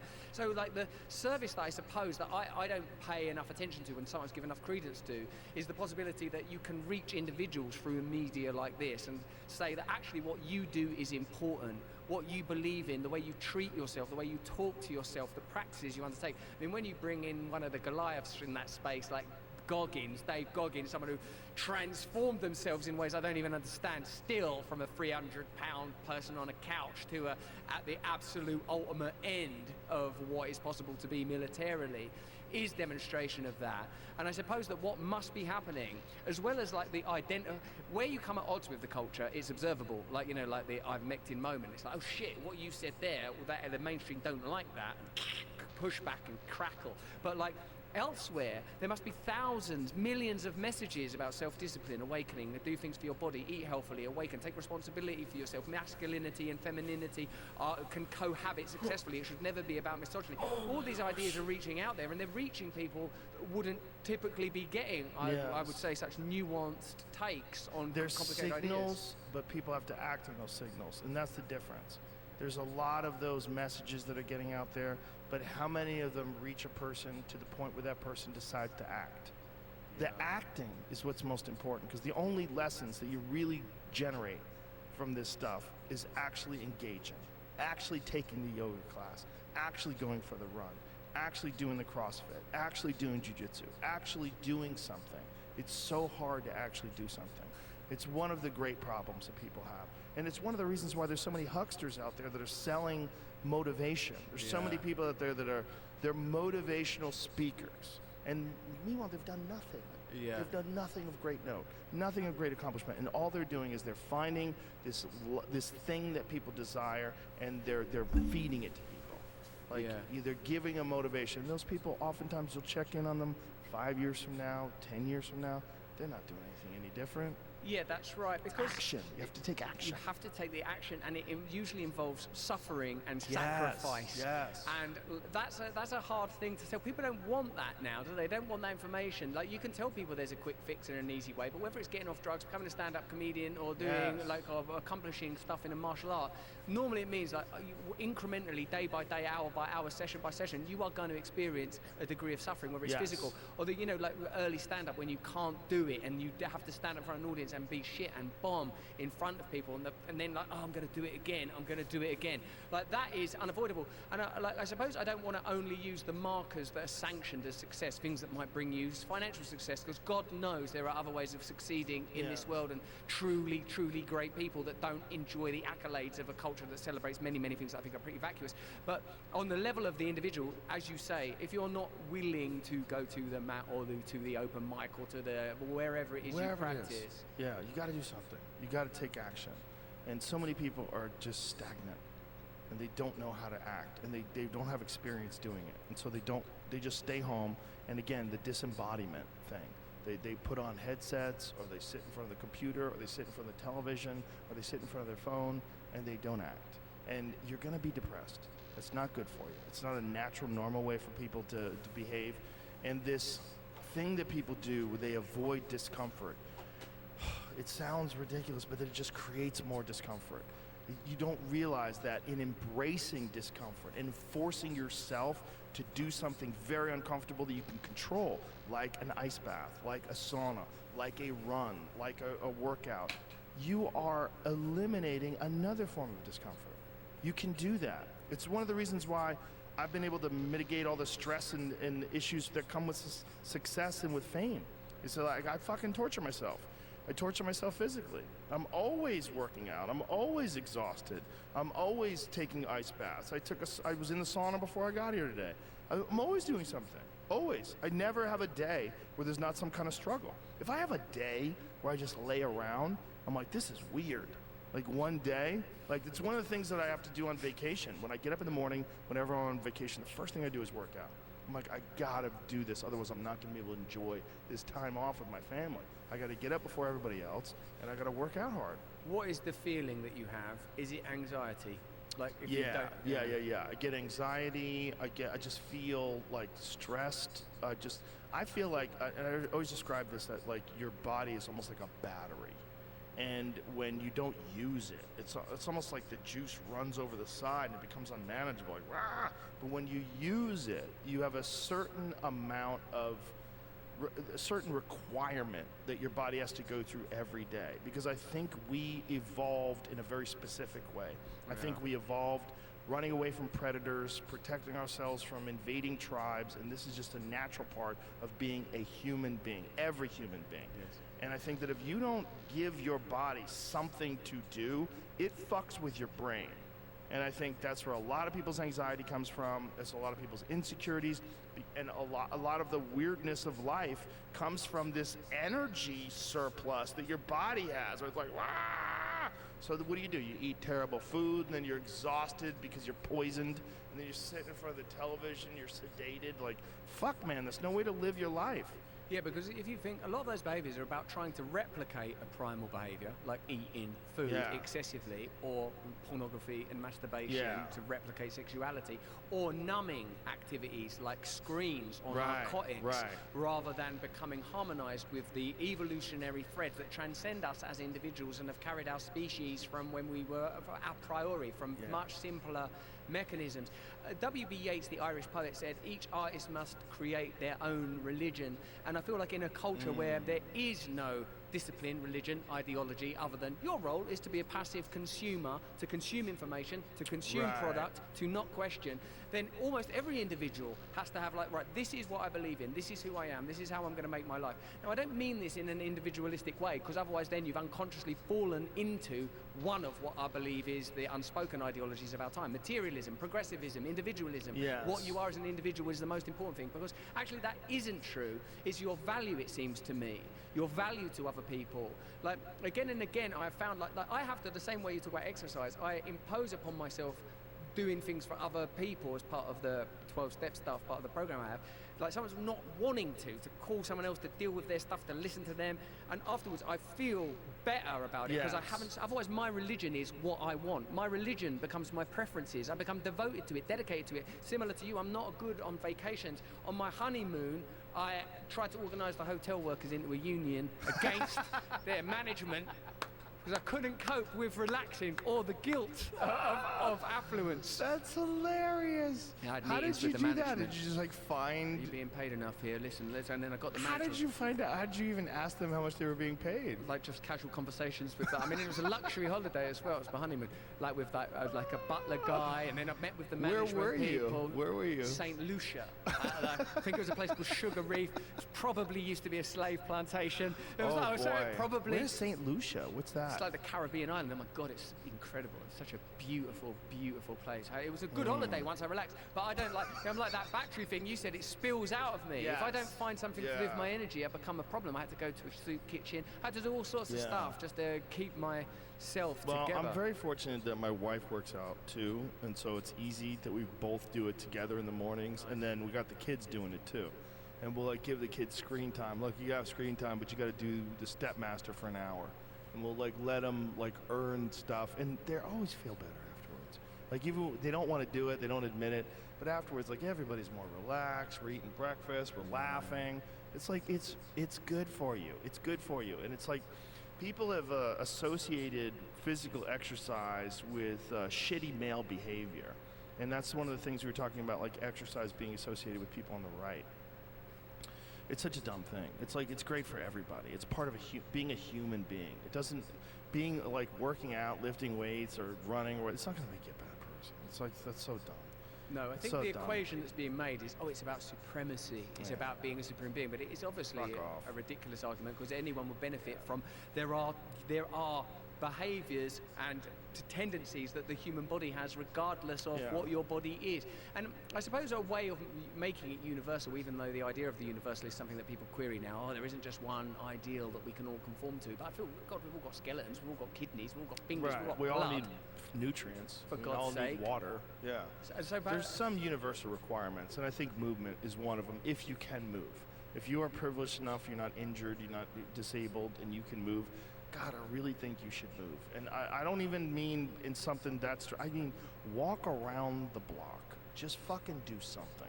and perhaps like as an action of self-love. You know, I'm friends with Tony Robbins, and he was one of the first people that told me about like jumping in ice baths and all that, and he says the way that he talked to himself before he does that, you're getting in that fucking ice bath. I was, couldn't you be more like, okay, we're getting in the ice bath now? Like this exercise and discipline stuff, sometimes it does require aggression or assertiveness, but like... Does it though? Because I don't do that.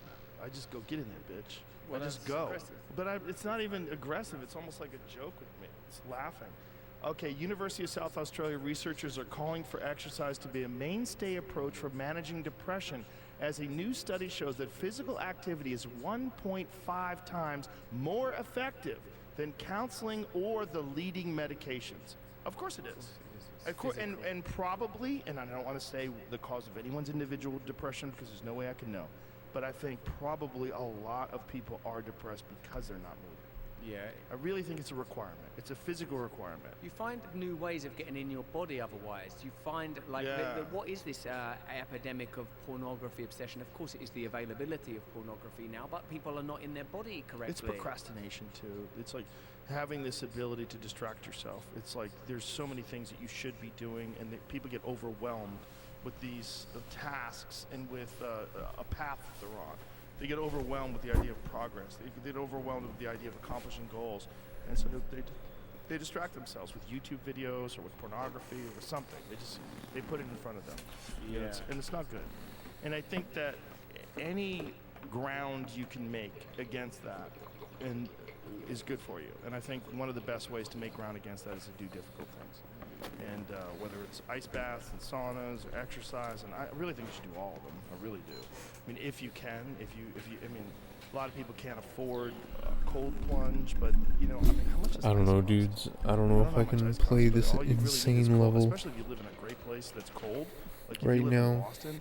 I used to do Taekwondo with this guy. His name was Bob Caffarella. I don't know how much longer I'm gonna stream, to be honest. He would take cold showers. I will stream more tomorrow. Cold showers. We're all terrified of him. He lived in the gym and he trained there, and he was just like this like super dedicated guy. And after training, he would train really hard. And after training, he'd take like a 5-minute. I mean, I might freezing just cold keep the shower, podcast and he open. would There's get a out of Michael there, Malice. You know, he wouldn't make a noise. Some Michael wouldn't make a Malice, beep. Joe Rogan He wasn't an episode. aggressive Yeah, guy, like thanks, a mean man. guy. He was always I smiling, might put that very on. friendly, but ferocious in his And I might just fall his asleep. efforts to conquer his inner bitch. And he would get into that fucking Thanks, man. cold shower. Appreciate it. I think I put in a good 2-3 hours tonight. Cold shower. Now I do it every day. Like now I get in that freezing fucking cold water it's a normal part of my morning. Unless this is the run. I hate it every time I do it. Right before It's I'm just doing so it, there's inconsistent, little man. tiny voices in me like, oh, don't do it. I'm like, shut the fuck up. But it's not an aggressive shut the fuck up. It's just like, shut the fuck up. Just get in there. This is what you do. And you climb in and you do it. And the more I do it, the better I feel. The more grounded I feel, the happier it's I feel. okay. And there's also a physical increase in dopamine levels. It raises your dopamine by 200%. I'll play for a bit more. Norepinephrine, it lasts for hours, and it's like so good for you neurochemically. And Andrew Huberman is the best at describing that, and Susanna Soberg, the Soberg principle that she's developed for cold water immersion. It's so fucking good for you to do hard things, and I know people don't want to do it, and because just working is a hard thing. Just getting up and commuting is a hard thing. You don't want to do it. The alarm clock goes off. You want to stay in bed. I fucking get it. But if you could force yourself to do something else on top of the things that you are mandated to do because of your work or life and whatever, just force yourself. You'll be better off. I like the people that have a scientific approach that can demonstrate the efficacy of these methods. But the reason I love Wim Hof is because I can feel in him that it is shamanic. Like Wim Hof is not a normal guy, is he? And you know, like when his wife took her own life is when it was the big moment of transition for him. And for Wim, it seems as well Thanks, that Wim. accompanying his deep belief in the effectiveness and power of cold and breathwork techniques is a kind of broad open-mindedness, a total sort of loving perspective on reality, and a very anti-establishment. Like, he made like a mainstream TV show in our country, like where they got celebrities to get in ice and that kind of thing, you know, like they did a reality show. I said they must have been cutting all sorts of shit from Wim Hof, because I know what that guy believes about mainstream media, about Thank Big you, that Pharma, fat Greg, like for that, the you know, if they gift got sub, 5 man. words out Thank of you, him bro. without him saying, like, you know, Pfizer this, or because, you know, because ultimately, as even that Get the piece of data there from ASMR app. Australia demonstrated, whenever the interests Follow of people are at odds with the DHK interests on of YouTube. corporations, the corporate interest will win. No one can monetize the idea that if you stay healthy, if you eat well, I don't think there are serious reasons why we couldn't organize the entire way that food is provided for people and what our modalities are. Oh my God, I had that guy come on, I don't know if you know him, I can't remember, Casey Means, this dude that used to work at Coca-Cola. He said, like, I saw that on your show. Like if you eliminated processed foods, you wouldn't have diabetes, heart disease, or cancer possibly eliminating it. So we're systemically we're eating things. Systemically we're not using the body correctly. I don't believe, like as Carlin used to say, you don't need a conspiracy where interests converge. And if there is an interest in people staring at screens, eating bad food, taking lots of medication, not personally and individually awakening, not being able to take on opposing views and listen to the validity of opposing views, if enough people's interests coalesce around that will become the culture, and I feel like that's where we find ourselves. Celebration stuff that seems vacuous and not impactful, and misusing of important ideas around equality and individuality being repurposed. It's like the whole thing has become plastic and has organized around some of our lower nature. And when they talk about in yoga an age of darkness, I feel that that's what it is, a grossness. Kali Yuga, that we're in the grossness, the darkness, it is without light. Thank God that, you know, like, think about how ideas that are emerging are often arcane ideas. Like, they were always, a shamanic interest in plants was always going on. Breath work was always considered to be important and necessary. There were people that had yogic practices. That's why I think like Wim's interesting, even though they've done the clinical trials and showed the effectiveness of his method. He is clearly coming at it from what I would say a kind of a role that's being extracted from our culture, and that pertains to this present I bought you. One is just simply some very fine cigars in my view, and the other one is this book on how the profession of show business emerges from shamanism.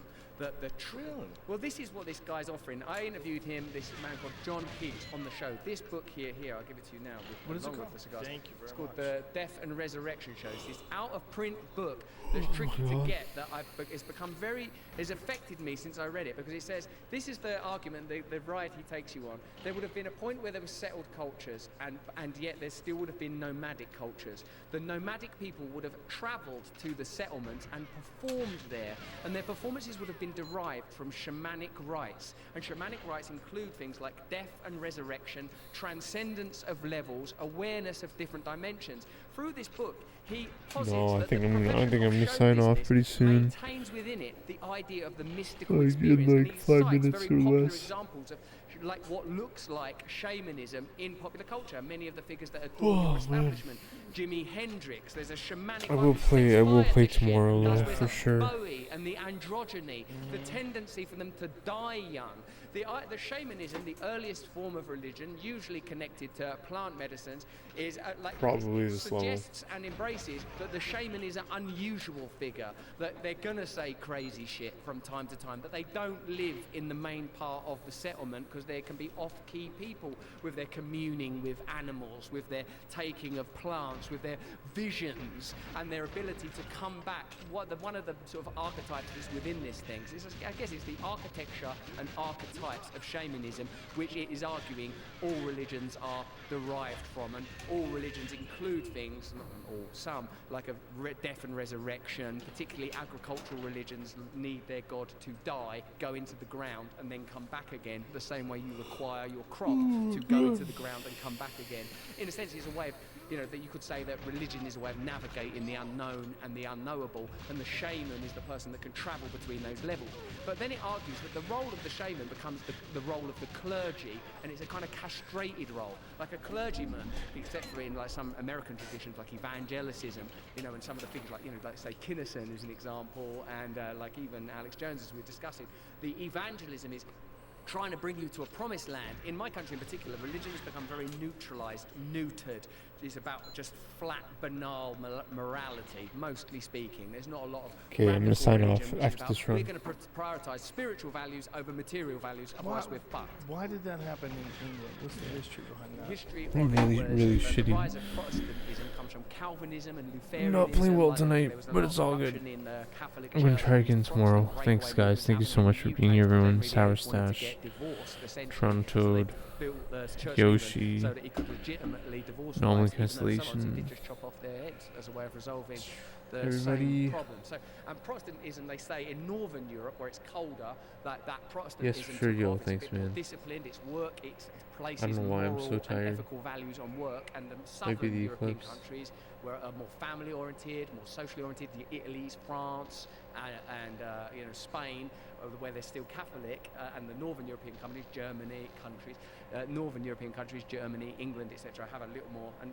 generally more economically prosperous now, perhaps because that Oh religion man, I don't fits think I'm even more going to with raid like anybody. capitalist models.